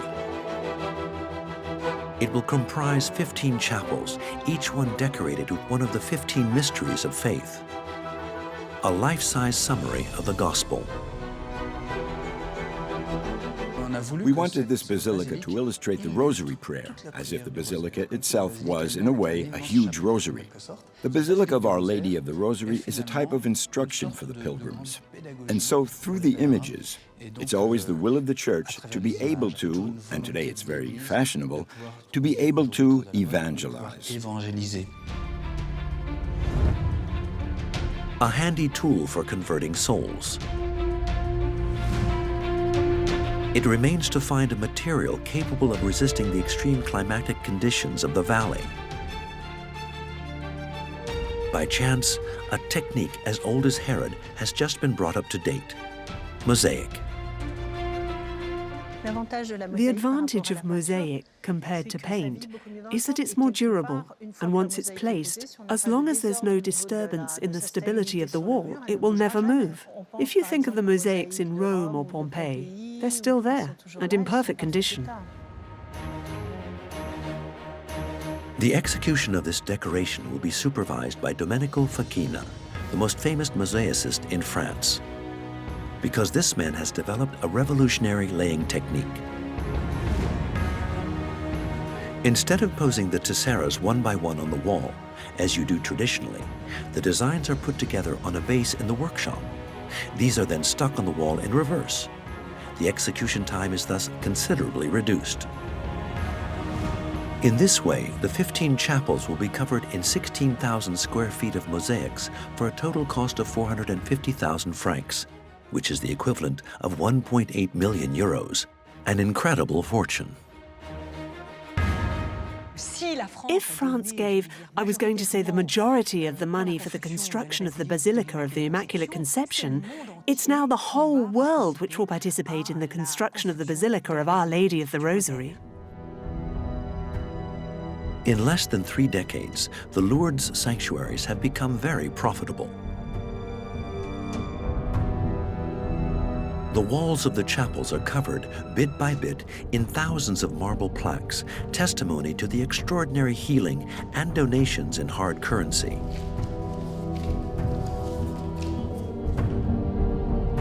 But in September 1891, while the building site of the Rosary was far from being finished and still needing financing, a man arriving by train from Paris will single-handedly cause trouble and stir up the church as far as the Holy See.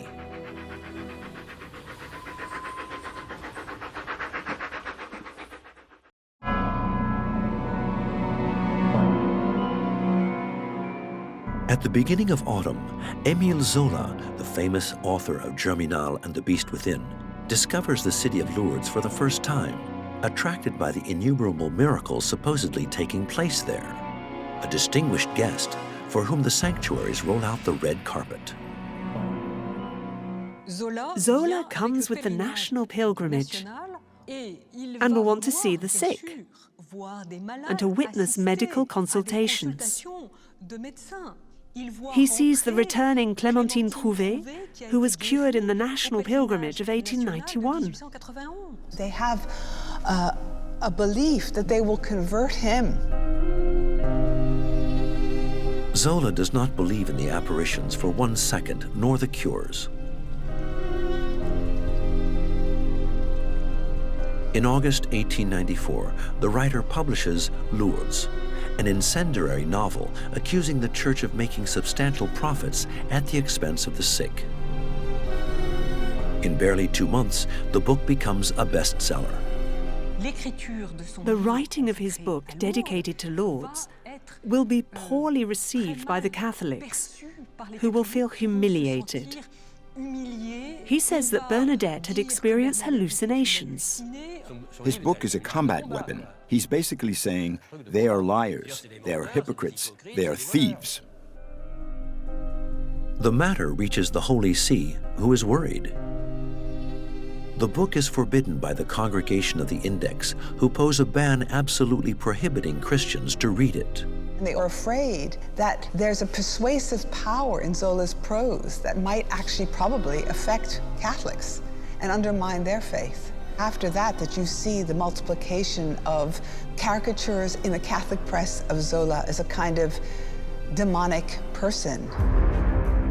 Finally, the counter-propaganda works. Donations continue to roll in.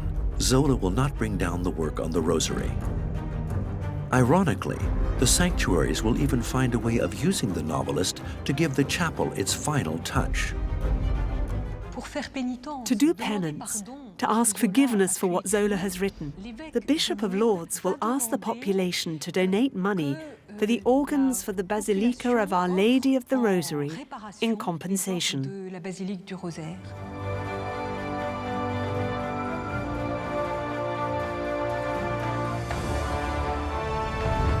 Thereby finishing the works on both the Basilica of the Immaculate Conception and the Basilica of Our Lady of the Rosary.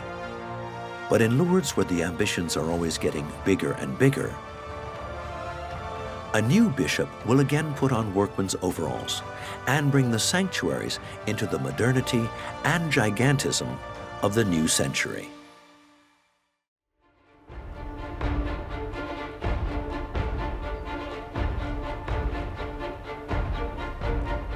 In 1953, the new Bishop of Tarbes, Monseigneur Théas, faces a daunting challenge: the organization of the centennial of the apparitions, an event which will be attended by 5 million pilgrims. But for almost 50 years, nothing more has been built in the sanctuaries. He understands that the reception capacities are too small. Hence his idea of building a huge place of worship. A place where we can have processions on the days when it rains. And it rains a lot in Lourdes. And so the idea was to build a basilica which could accommodate 20,000 people. But an edifice capable of offering such a capacity would be impossible to build to classical architectural standards for a reasonable sum. The solution will come from Rome, where Pope Pius XII has recently undertaken a profound liturgical reform. It just so happens that Pius XII had just published an apostolic letter called Mediator Dei, where he mentions contemporary art. And Pius XII feels the need for churches to also live by this art. The future church will, therefore, be resolutely modern and made from concrete. A revolutionary choice at the time, but one which has the advantage of being more economical than stone. An architect is approached, Pierre Vago, because this man, a big fan of Le Corbusier, is the founder of a prestigious journal on contemporary architecture. He will explain to Monseigneur Théas that if he envisages a superstructure with 20,000 seats, It will completely obscure the chapel of the Immaculate Conception. We would have had a type of colossal hanger, enormous, which would have completely dwarfed the entire site of the grotto. So it would be better to put the church underground. The future edifice will be buried under the vast meadow which borders the Gave. It will be constrained to the south by the road which runs along the sanctuaries, and to the north by the path which links the crowned Virgin with St. Michael's Gate. Made in an elliptical shape reminiscent of a fish, symbolizing the first Christians, it will measure 656 feet long and 262 feet wide. There's not really a plan. It's a mandala, which is in the style of the hole in which the Blessed Virgin appears in the grotto. And so the building corresponded exactly to the intentions at the start of the project, to create a structure in the image of Bernadette, modest, simple.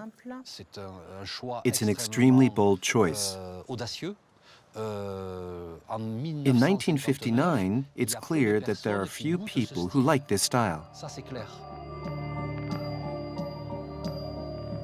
It is imperative that the building is finished in less than 5 years, in time for the centennial of the apparitions.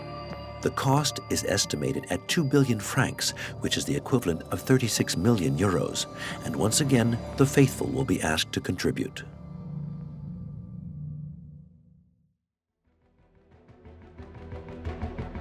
In December 1955, after the bishop has validated the plans, a problem needs to be solved: the roof of the future edifice.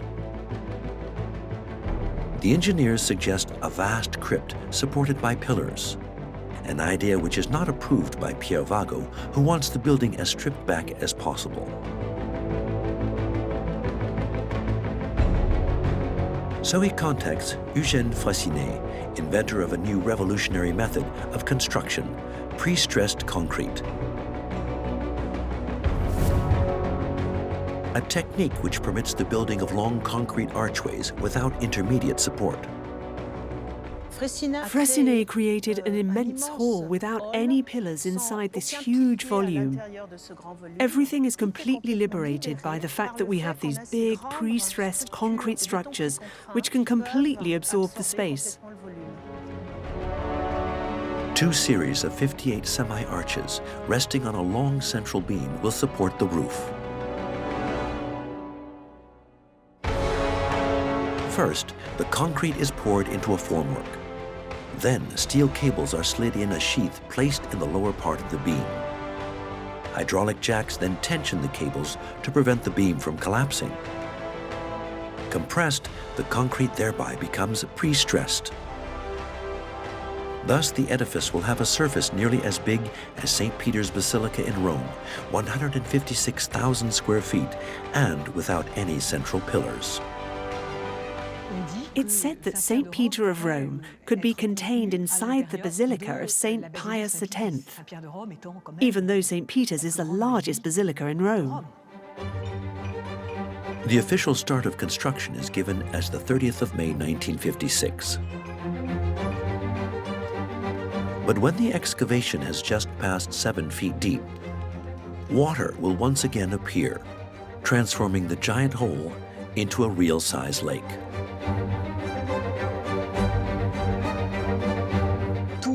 All the priests who were coming noted this space filled with water. And this water worried them. They said, what does it mean? We won't be able to build on it, etc. At the same time, Monseigneur Théas received the first invoices, which add up to 300 million francs. But the funding only managed to raise a few dozen. A wind of panic blows on the French episcopate and becomes a national affair. The bills were arriving for Monseigneur Théas, who needed to pay them. And he had no money to pay the companies who were doing the work. And the best had been chosen. So there came a time when effectively the bishop said, well, we have to stop everything. They raised the question of filling that hole back in. They were going to fill it in. An order validated by the Holy See itself. Desperate, the bishop turned to the Virgin. However, the miracle is going to come from his construction manager.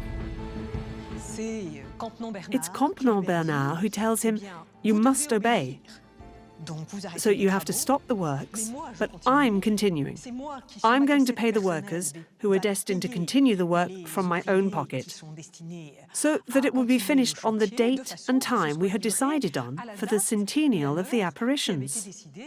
And if Campion Bernard hadn't done that, I don't think we would ever have had the Basilica of St. Pius X.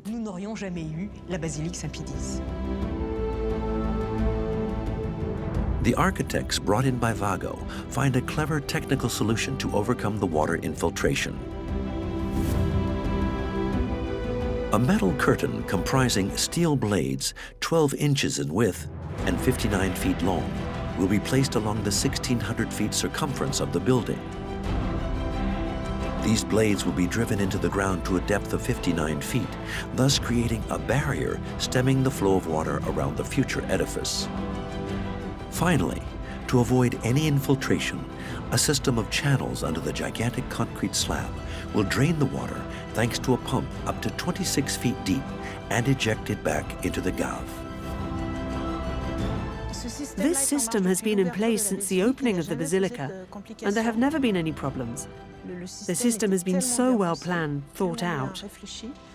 We have a principle of tubing, which allows for the complete drainage of this building, which floats a bit on the water, but everything is drained. On the 18th of July, 1957, the work can finally restart. First, the water is pumped to dry the foundations. The arches are then poured into gigantic formworks. And then an incredible concrete structure arises from the ground. In less than 6 months, the skeleton of the future basilica is in place. The 129,000 square feet of the roofing is covered in pre-stressed concrete slabs and 4,000 tons of earth. Inside, the decoration is minimalist. Vago chose an architecture which completely manifests contemporary art. The Basilica of St. Pius X is extremely bare, very stripped back, without decoration. He didn't want statues, leaving the supports, the crutches of the archways, and the resolutely modern architecture on show.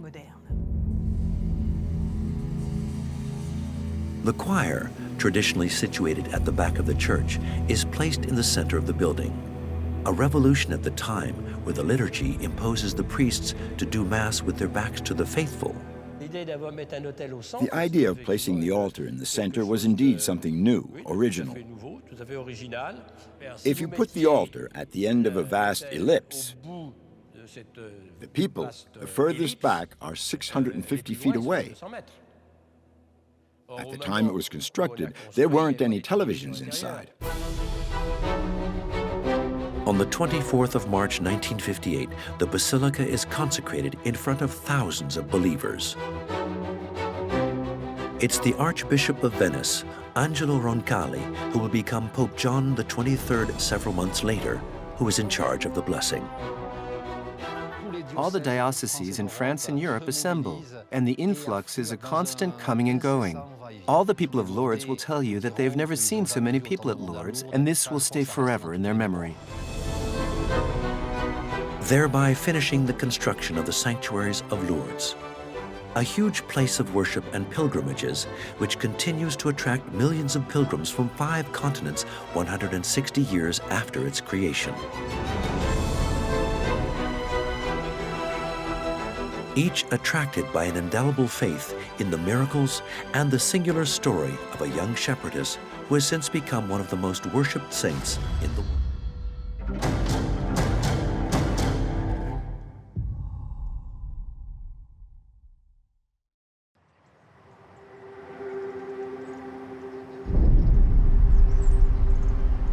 (1816) St. Helena Island.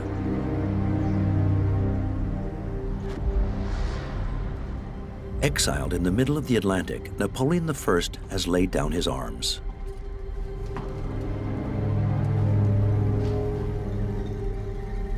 However, he's not just thinking about his stinging defeat. he's thinking of Paris.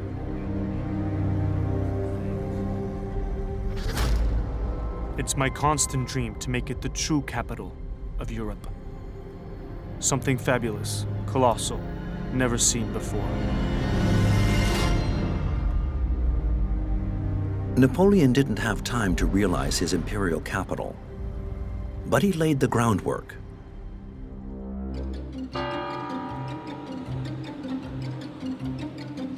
The history of the emperor and Paris begins in a city of which very few traces remain.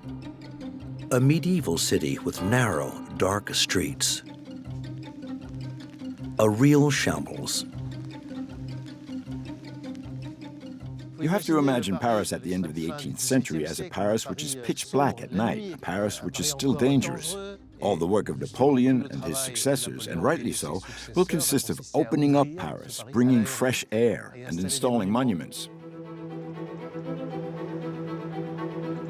If one place incarnates the ambition of Napoleon as regards Paris, it's the Place de l'Étoile, the birthplace of the Arc de Triomphe.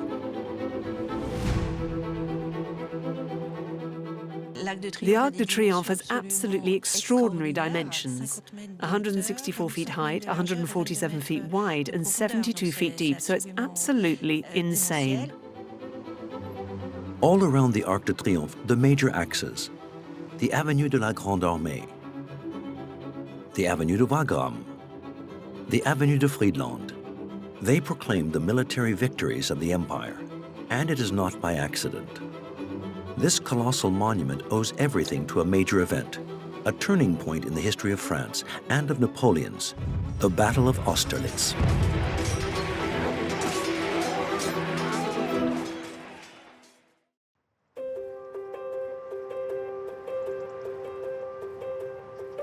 In 1805, France is a country at odds with Europe.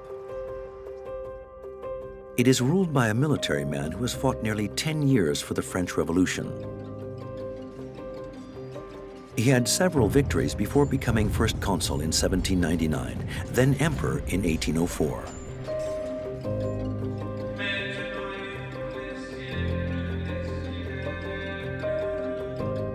At the time, France reigns over a significant territory which extends from Belgium to the north of Italy.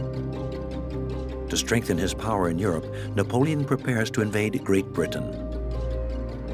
At the camp at Boulogne-sur-Mer, he assembles his great army, 190,000 men. It's all set up, ready to go. They've been training for 3 years now, so they're very, very good, these guys. And he reckons that once you get to the south of England, it's an easy job to get to London. No one will stop me. There's no army. Aware of the danger, the British form an alliance with Russia and Austria to defeat the Great Army.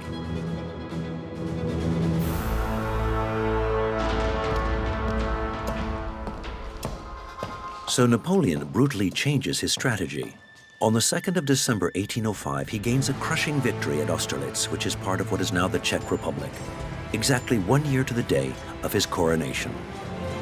Austerlitz was a vindication of the years, literally years, of hard training when he took raw conscripts, boys straight from the farms, and turned them into the greatest military machine Europe had ever seen, a weapon of mass destruction. They were going to come back to Paris, to his capital, as heroes, and they were going to show both Paris and the whole of France what this new regime was made of.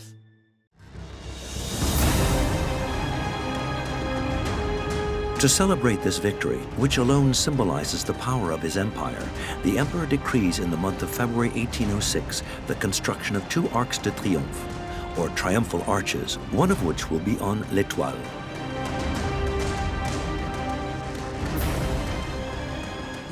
These triumphal arches initiated by Rome have remained through the ages the architecture of a victorious army. The first arch, called the Carrousel, is relatively modest with a height of 62 feet, a width of 75 feet, a depth of 23 feet, and equipped with 3 arcades. It will be built in front of the imperial residence of the Tuileries Palace, within the confines of the Louvre.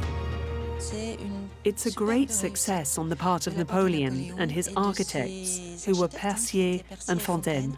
They succeeded in creating on a site opposite the Tuileries, which no longer exists and which was Napoleon's palace, an Arc de Triomphe based on the human scale, perfectly successful in its architecture, perfectly balanced.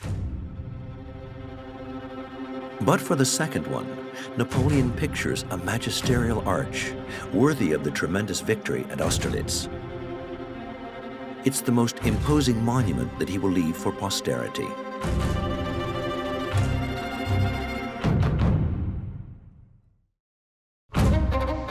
A reminder for centuries to come of the feat of arms of his great army. An arch which the emperor pictures in the east of Paris on Place de la Bastille, on the site of the ancient fortress, symbol of the ancient regime, which fell on the 14th of July, 1789. This project strongly displeased Champagny, who was the Minister of the Interior at the time, who was in charge of the large-scale public works, because he knew that such an enormous arch in a fairly closed-off area was not going to have perspective, and that was not the aim.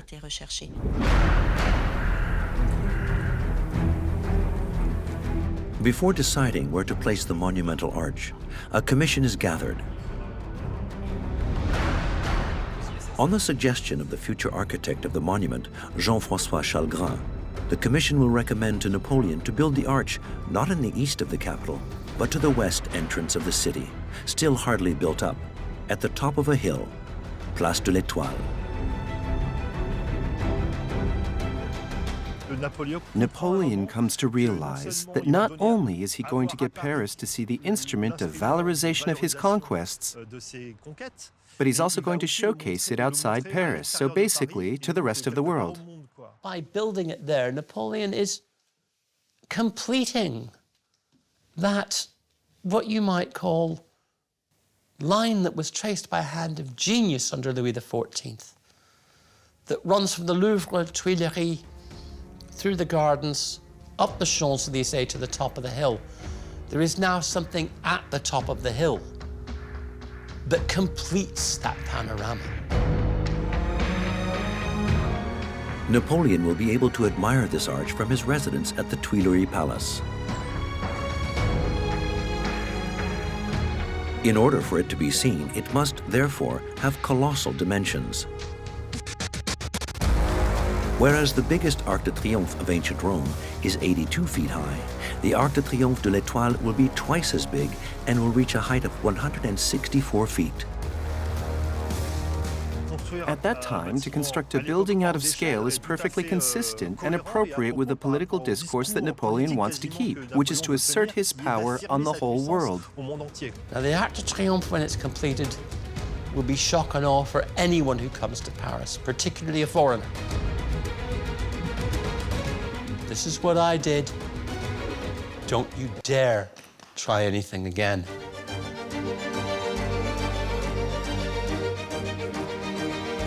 The first stone of this exceptional monument will be placed as early as May 1806. However, its definitive form is not yet finished. Only its gigantic dimensions of 164 feet high, 147 feet wide, and 73 feet deep, and its tetrapylon character, with its four arcades oriented east to west and north to south, have been agreed upon. With such dimensions, the structure will come close to 100,000 tons. 100,000 tons of material, of which half will be invisible, buried 26 feet under the ground. The foundations are colossal in terms of dimensions and weight. So for the most structural parts of the foundation work, that is to say, most angles and some edges, an enormous stone will be used. However, filling the entire foundation is sometimes done with more heterogeneous materials, whose role is primarily to add some weight, to properly secure the foundations to the ground. The construction of this exceptional monument will be entrusted to one of the best architects in Paris, the architect who had the idea of locating the arch at the top of the Champs-Élysées, Jean-François Chalgrin. In order to increase the shock effect and admiration caused by the monument, he will give it simple forms with clear lines to portray its volume as comprehensible as possible. It's got to be simple. There's no need to be ornate. That smacks of the past. A simple, straight, direct statement. That was the Roman way, that was the Greek way. There's no need for fancy decor as regards this big space. Its size says it all. But very quickly, the size of the Arc de Triomphe poses a problem for the architect. The colossal archway will reach 82 feet high and must support the weight of the structure. A problem emerges. It will exert strong pressure towards the ground. So how to contain it? The architect has a bright idea. Its feet will be massive.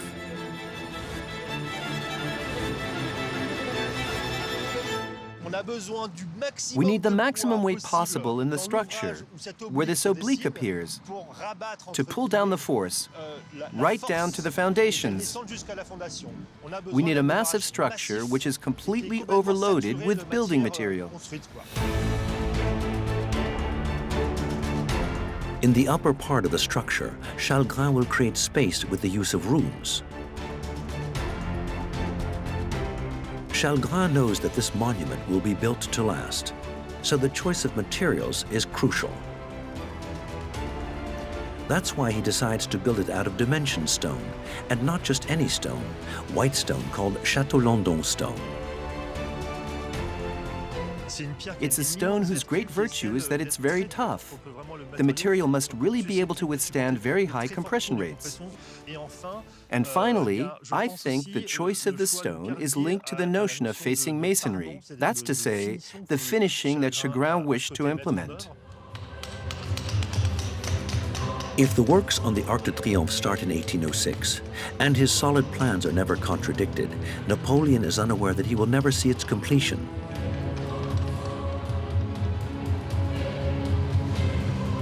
Due to political reasons, this work, which will go through thousands of workers, will last 30 years. Intoxicated by the Austerlitz victory, the emperor orders another monument in parallel to the construction of the Arc. A huge column which dominates the heart of the capital from the center of Place Vendôme.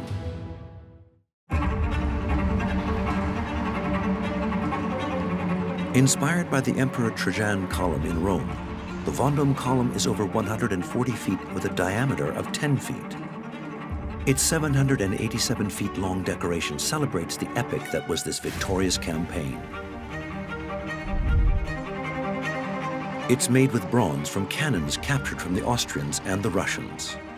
At its summit, Napoleon places a statue where he is represented in the guise of a Roman emperor. It is one of the rare statues of him which survives today in the capital. Napoleon knows that to be immortal, he must create prestigious monuments. Monuments which to some extent vaunt the power of his regime and army. To build this monument, erected on the location of an old statue of King Louis XIV and destroyed during the Revolution, the workers start by checking the foundations. At a depth of 98 feet, they are considered fit to accommodate this monument. The column itself is made from dimension stone. Its bronze decor, divided into 425 plaques, is fixed to the stone with clamps. Initiated in 1806, the works will be completed with the help of enormous scaffolding. It will take 4 years. During this time, the tension between European powers will allow Napoleon to amass new military victories. Victories which will allow the erection of new monuments to his glory and to that of his great army.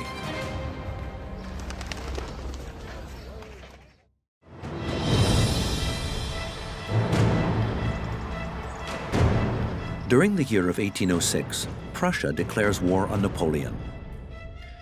A flash campaign follows, during which the emperor crushes the Prussian army, the most reputed in Europe, in Jena on the 14th of October. Less than a year after Austerlitz, who would have believed such a victory? It was something quite incredible.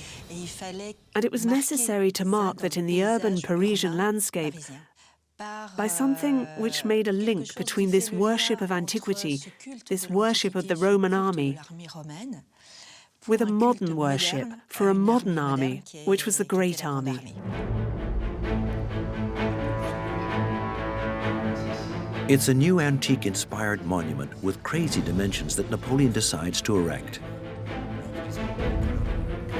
A temple dedicated to the glory of the army, which would become the Madeleine Church.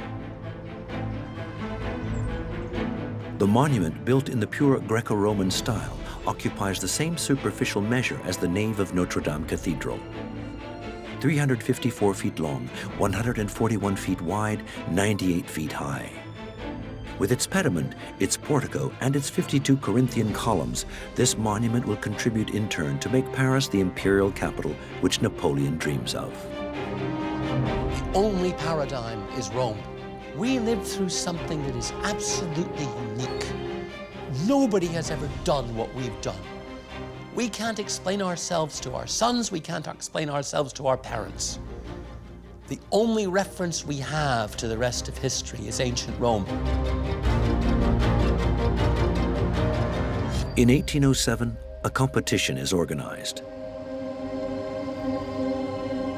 Among the candidates, the architect Pierre-Alexandre Vignon, 43 years old.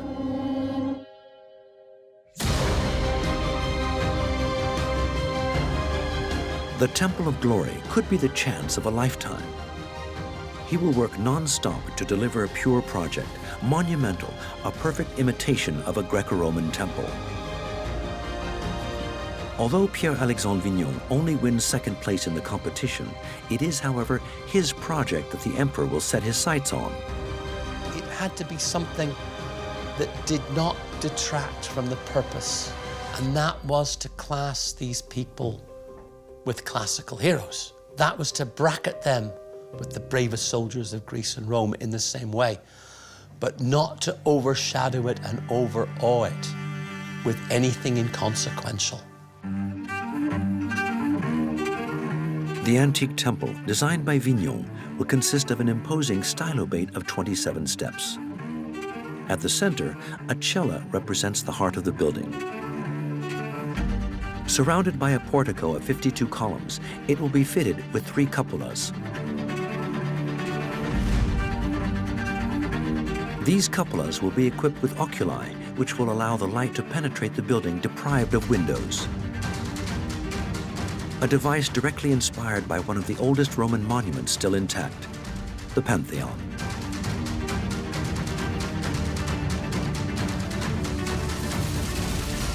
In the Madeleine, the only way to illuminate is effectively by zenithal lighting. The technique of the time permits this, as there's iron, there's glass, all these new products which effectively permit illumination by zenithal very easily.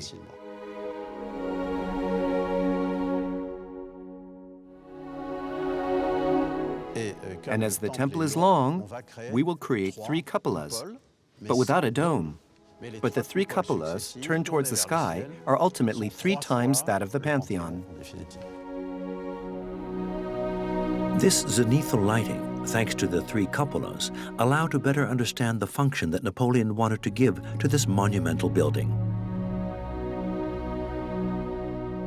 More than just a temple dedicated to the glory of the army, the future Madeleine Church would have been, above all, a mausoleum to the glory of the soldiers of the empire fallen on the field of honor. The French army, the French soldiers, my men, have given their lives. These men have died and given their blood to protect it. It's not so much about my glory. It's about our sacrifice. Something permanent has to be done for these guys.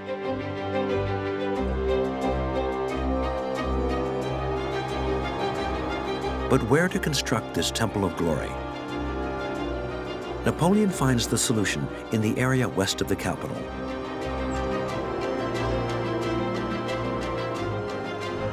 It's here that since the middle of the 18th century, a new monumental church is supposed to be built. A number of works had already been started, but the French Revolution put an end to it. This abandoned building site offers an ideal location for the temple in alignment with the Place de la Concorde, in front of which Napoleon orders the construction of a new facade to the building which will mirror the other side of the square, the Palais Bourbon. This palace, in fact, presented an anomaly. It was angled in relation to the quays, so it didn't present its facade opposite the Madeleine Church. And for an era passionate passionate about classicism, architecture perfectly positioned, the symmetry didn't work. Thanks to these two antique temples whose colonnades mirror each other, the Place de la Concorde stands out as the pivot, the patella of Napoleon I's imperial Paris. So here we are between two Greco-Roman inspired monuments that Napoleon wanted. He placed one at the end of the Concorde Bridge, built under the Ancien Régime, with Rue Royale in its axis. But these two monuments, this tension which they induce, also correspond to another great monument, the Arc de Triomphe. So we have these great monuments which are going to make a monumental impression on this space. Therefore, the future Madeleine Church will impose itself as one of the main connections to Napoleon's monumental Paris. However, behind its apparent simplicity, it will create a problem to its architect. Firstly, where to find the ideal stone.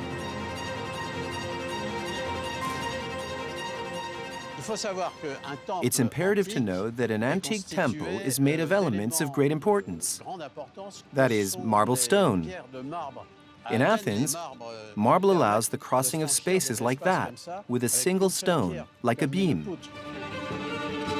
However, the architect didn't have access to Athens marble. He must make do with limestone from the Paris basin. Paris stone is a very different stone which doesn't allow for the monumentality of massive marble stones. Here we have 10 feet, and the columns are around 6.5 feet in diameter. So to get over 10 feet, it's impossible to do it with one single stone from the Paris basin.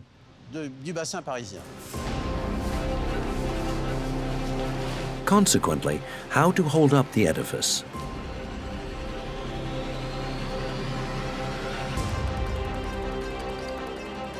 The challenge is to assure the maintenance of the elements constituting the portico of the temple, an area which connects the central cella to the colonnade of the monument, separated by 10 feet of empty space. Vignon finds the solution in the attic of the edifice, a vaulted and empty space just above the portico. It's this space that the architect will equip with a metal frame of surprising modernity. This process is already known, but Vignon will perfect and develop it here on a colossal scale on this magnificent building. So under my feet, if we had a scanner, we would see the presence of iron. Invisible to the naked eye, it is this armature which will assure the support of the building. This metal spider's web is incorporated in the entire surface of the ceiling. However, to be effective, it must be stretched at its extremities by other thrusts. This will be the role of the vaults that will support them, assuring the maintenance of the ceiling above the portico. Without this metal frame, without this system of armored stone, well, the whole colonnade would collapse in the street. Another challenge, what material to use for the roof structure of the building?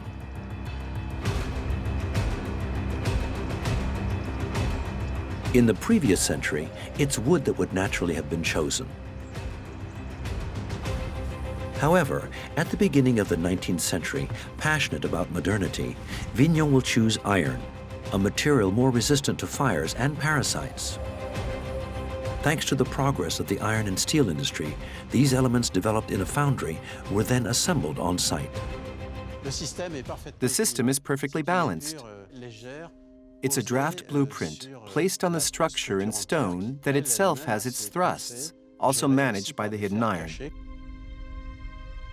It's a very political program, inhabited by modernity and the leap forward that Napoleon wants to propel on the French society in all domains, including the domain of arts and science, since that's also his signature. The building work starts in 1808 and is finished in 1842. What Napoleon does not know is that some years later the monument will change function. Following the disastrous campaign in Russia in 1812, the Temple of Glory will finally become the Madeleine Church on his impulsion.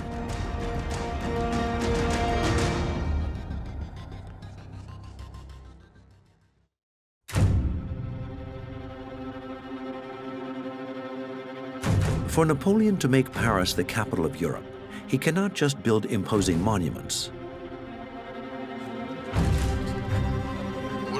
Throughout his reign, he never stopped setting up numerous works in the capital to make it a practical city, well spaced in the image of its great rival, London.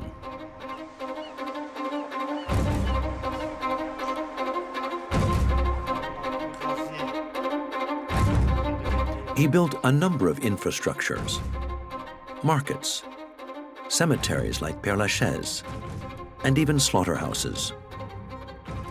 It is also Napoleon who will build the quays along the Seine, riverbanks that until then had offered a site worthy of the Middle Ages.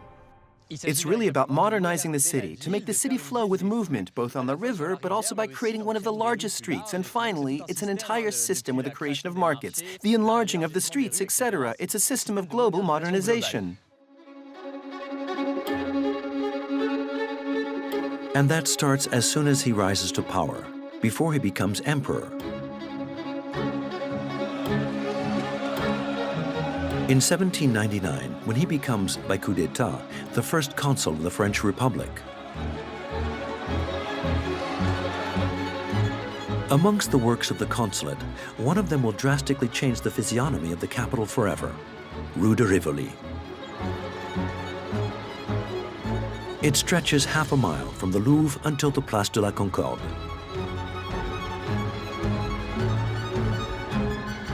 What really distinguishes Rue de Rivoli is its width, its size, and its rectilinear layout. The magnificence of this monumental street, which has been compared to a powerful ventilator which brings with it air and life into Paris.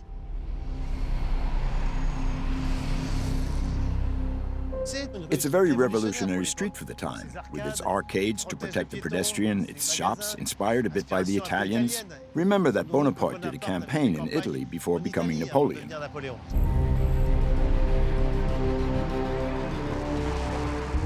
It's not there by chance. It's in the heart of the capital, in the Tuileries Palace, where King Louis XVI was overthrown in 1792, that the first consul is living. No longer here today, it was adjoined to the Louvre in an area which showed a totally different face. The area is principally made up of a maze of narrow, winding streets. On the Tuileries side, there are especially large plots of nationalized buildings, so there are convents, the Feuillants, the Assomption, the Capucines, and there are also mansions. On the Louvre side, the urban fabric is denser, so we have especially old buildings everywhere, representative of old Paris. Incidentally, Balzac will describe this area as an ocean of cobblestones.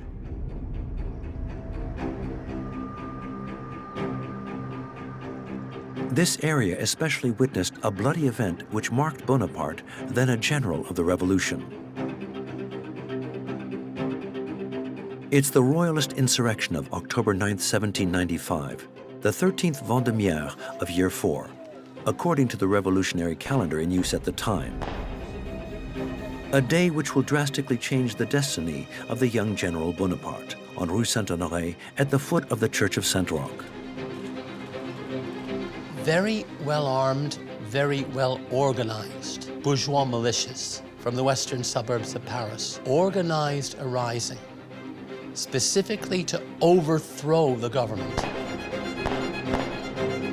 That is the moment when he is summoned from obscurity to put them down.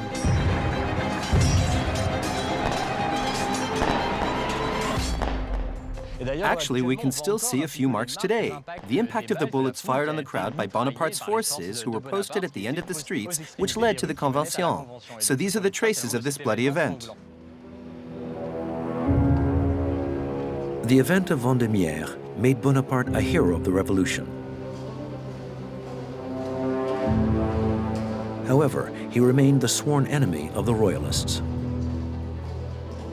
The quartier around Rivoli, it's part of those right-wing, bourgeois suburbs that he crushed in Vendémiaire. He's going in there to destroy what he saw as a nest of dangerous right-wing royalism, which of course is right across the street from his office in the Tuileries, right across from where he sleeps. By destroying the area around the Tuileries to create Rue de Rivoli, Bonaparte, now first consul, will kill two birds with one stone. To impose his power to the area west of the city, populated by royalists, but also to materialize with stone the ambition of his new regime.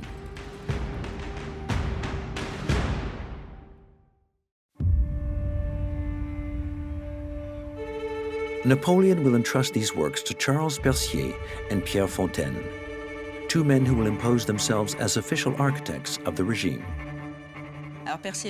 So Percier and Fontaine are an absolutely fabulous architectural duo. They will work together all their lives. They'd gone to Italy together to finish their studies. Napoleon will get to know them, and it will be a kind of intellectual and artistic thunderbolt. It will fall to Percier and Fontaine to outline the future Rue de Rivoli.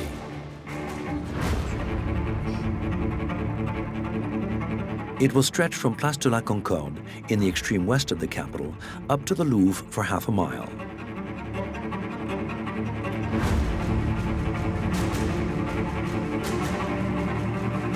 In order to serve this new axis, several main streets will be opened, such as Rue de Castiglione and Rue des Pyramides, two Napoleonic victories in Italy and Egypt.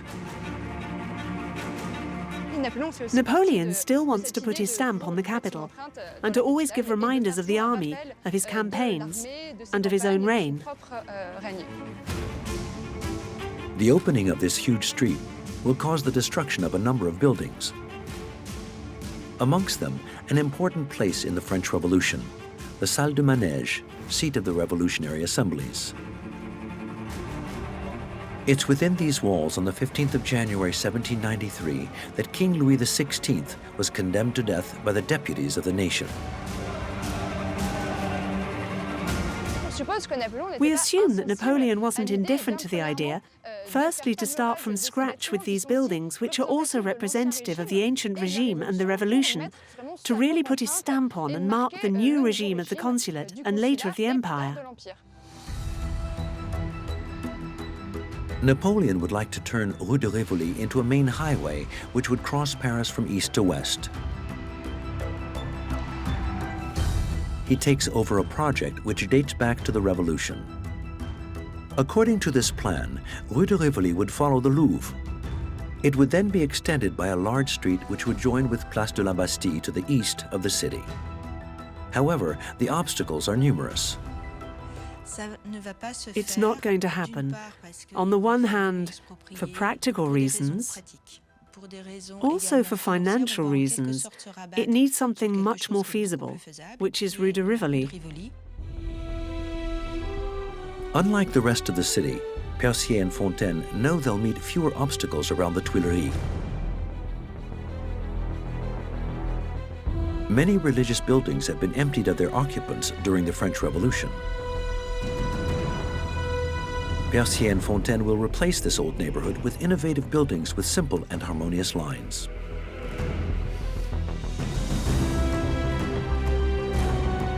Facing the 65 feet wide street are buildings up to 98 feet tall, which must meet the same standard.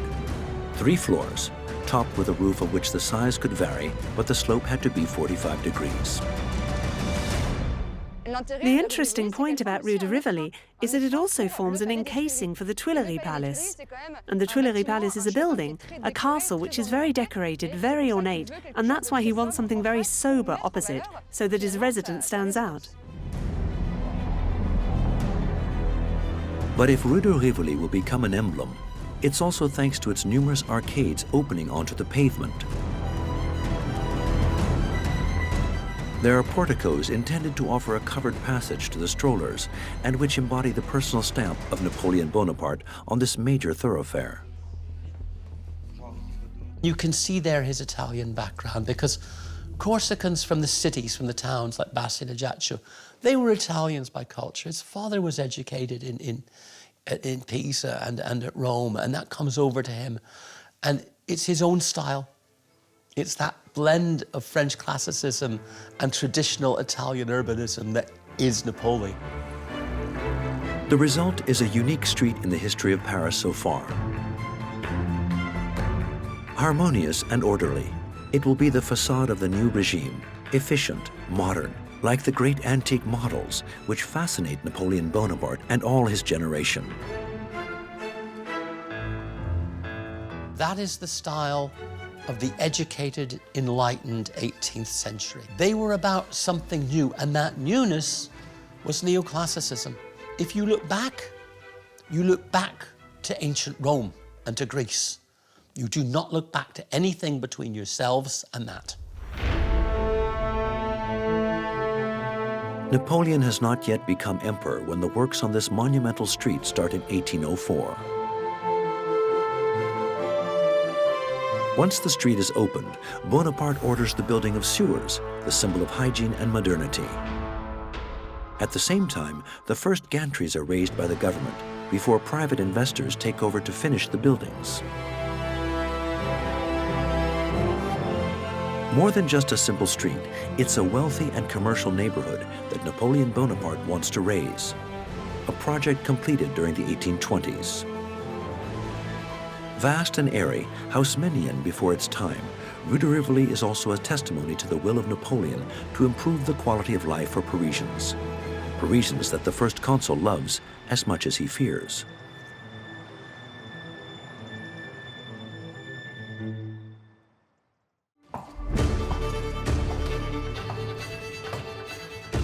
Napoleon knows what the people of Paris are capable of.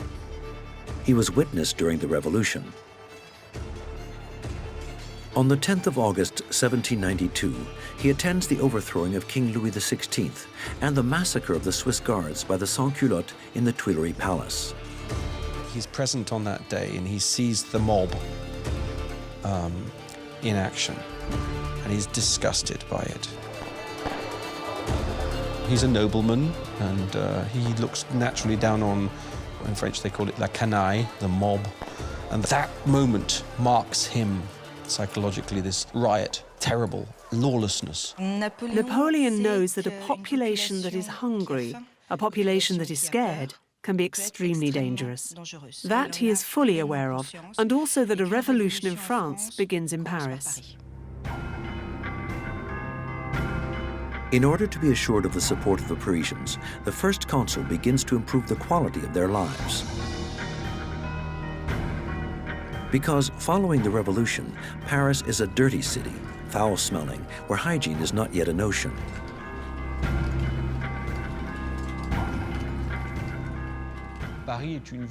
Paris is a city which is really lacking in drinking water.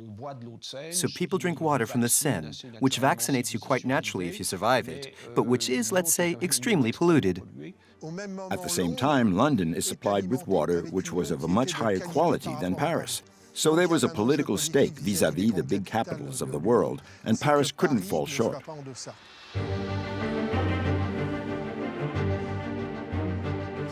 To remedy this deleterious situation, in 1801 the first consul takes over a project several centuries old that nobody has ever succeeded in implementing. This primordial infrastructure, which the capital desperately needs, is the Canal de Lourdes, a network of 67 miles destined to provide Paris with drinking water. Napoleon was deeply influenced by Roman history. They all were. Those are the only books they had, and they read them. And if, say, you look at Rome, what did the great emperors do? They build canals, viaducts, to bring fresh water in to the people of Rome. It's to help the sans-culottes. It's to bring them clean water.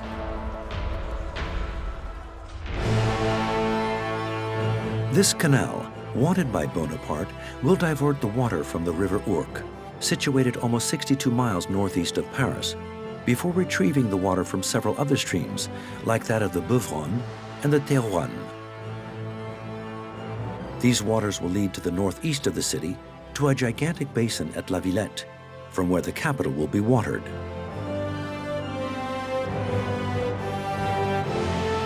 The first consul will entrust the execution of this infrastructure, which is as important as it is political, to a man in which he has much confidence, the engineer Pierre-Simon Girard.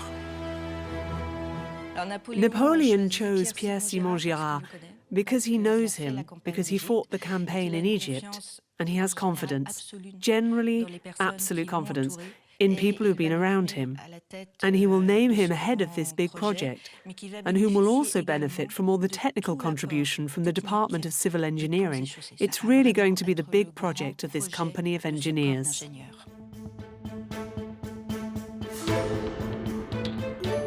It's Pierre-Simon Girard who has the task of determining the course, the length, and who will manage the excavation. He will be reporting directly to the first consul, who is very interested in this project. Napoleon will have a big dilemma. Will he build an aqueduct to transport the water solely for consumption, or will it be a canal? The canal has a double function, supplying Paris with drinking water, but also allowing for navigation. Spurred on by the first consul and against the wishes of numerous members of the commission leading the study, the project will change in nature. More than just an aqueduct intended for bringing drinking water to the people of Paris, the Ourcq will need to prevail as a central element in the development of the economy of the city, an infrastructure which must bring quality spring water but also prosperity to the Parisians. With this canal, Napoleon can think about commercial development for the city. He fully understood that Paris and France were behind, yet again, on the big enemy, which was London. What you need to be aware of is that the English Industrial Revolution, as it starts in the last decades of the 18th century, is not a revolution in which the principal means of transport is the railways, but is in fact the canal. So they thought, what about using Canal de l'Ourcq to also bring provisions to Paris? So they're trying to kill two birds with one stone. In the month of May 1802, Napoleon Bonaparte signs the decree which will formalize the excavation of the Canal de l'Ourcq.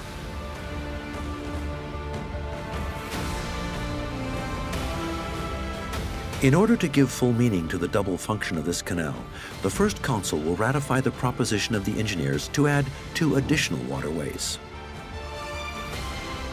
South of the basin of La Villette, Canal Saint-Martin will cross the city and will be the junction with the Seine upstream from Paris. To the west, this role will be assigned to the Canal Saint-Denis, who in its turn will join the river, this time downstream of the capital. In this way, the boats will be able to cross Paris without having to follow the Seine. At those times, crossing Paris is dangerous. There are no locks, so it's a river. There are periods of low water and high water, and by going through Canal Saint-Martin, the basin of La Villette and Canal Saint-Denis, you can avoid all the twists and turns of the Seine. In order to establish a network designed to allow navigation while supplying Paris with drinking water, the engineer Pierre-Simon Girard has to respect one imperative: to prevent the water from stagnating and thus losing its qualities. If you transport drinking water, you need the minimum amount of obstacles. That's why over 67 miles there are only 10 locks. That's the minimum number of obstacles which could have hindered the flow of water. But Pierre-Simon Girard has another crucial problem to solve. With only 30 feet height difference, the equivalent of a 3-story building, between the highest point and the lowest point of the canal, its layout will have to be extremely precise. It's always challenging to make a canal go up and down. If you go up, you need to find more water, etc. So in fact, the easiest way is to use the canals parallel to the rivers. It's the easiest because if you need it, there's a natural current. Pierre-Simon Girard designs for his canal a course which follows the natural riverbeds, like the Ourcq or the Marne. The Canal de l'Ourcq will, therefore, be very long. It will total 67 miles between the intake of water at the River Ourcq and its arrival in Paris. Under the leadership of the first consul, Napoleon Bonaparte, and the engineer Pierre-Simon Girard, the excavation work and the earthwork start as early as 1802. The laborers begin their work not from upstream to downstream, but from downstream to upstream in order to evacuate the water from the rivers stopped by the digging of the canal. The Beuvron and the Terouanne are going to flow into the Canal de l'Ourcq, so this water, when it arrives, must be evacuated.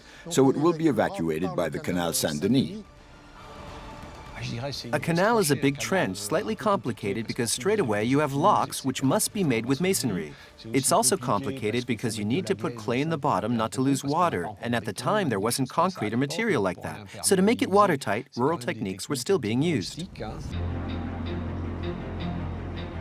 Started in 1802, when Bonaparte is first consul, the Canal de l'Ourcq project will continue until 1822.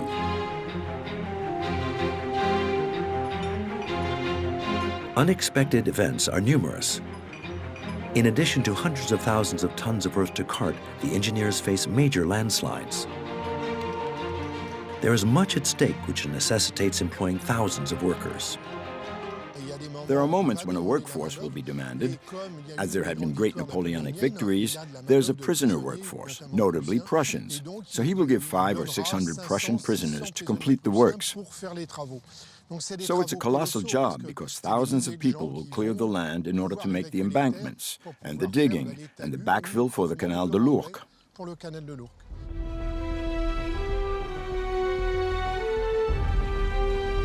In the background of this huge project, Pierre-Simon Girard and his team of engineers and workers are carrying out work of great precision. They need to keep the trench at a constant slope of an average of 3.5 inches per 0.6 miles over a length of 67 miles. An exploit they achieve with the aid of the master tool of topographical science, the level. With the help of a graduated leveling rod placed on point A, the engineer who is on point B can, in this way, evaluate the difference in height between the 2 points. Normally, when there is a slope, point B should be lower than point A. So advancing in this way all along the canal, we can define precisely the leveling of the canal, which after the works will allow us to know, in relation to the natural ground we find ourselves on, what digging needs to be done to have a constant slope. The Canal de l'Ourcq project benefits from the permanent attention of Napoleon. An artilleryman by training, Bonaparte is a man of science who understands the language of engineers, a man to whom no technical subtlety escapes. Napoleon enormously enjoyed visiting building sites. So what he liked to do was to arrive early in the morning at 5 or 6 o'clock.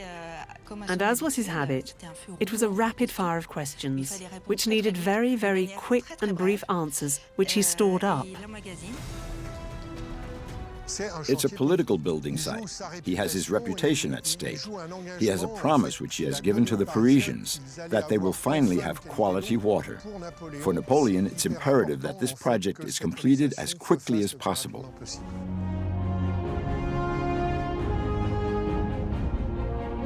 The first water of the Canal de l'Ourcq arrives in the basin of La Villette in 1808. However, the network is still not finished. The Canal Saint-Martin, which must link the Canal de l'Ourcq with the Seine, is barely started, but its path is laid out.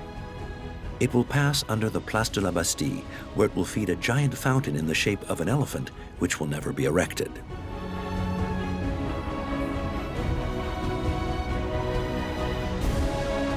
It's there that in 1810, Napoleon will build a huge vault, one of the last projects of the emperor in the capital. The whole canal will be finished in 1825 and will establish itself as a major commercial and industrial infrastructure of Paris.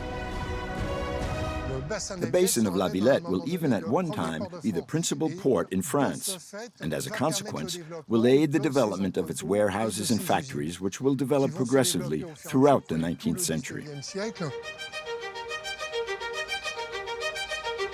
The Canal de l'Ourcq, the Rue de Rivoli, Vendôme Column, the Madeleine Church, the Arc de Triomphe. Every one of these projects, achieved or still in construction, will be left to the capital for posterity by Emperor Napoleon. He died in Saint-Helene in 1821, 6 years after his defeat at Waterloo. His ashes will eventually be repatriated by Louis-Philippe. They rest in the Dôme des Invalides, in the heart of this city that he dreamt of making imperial.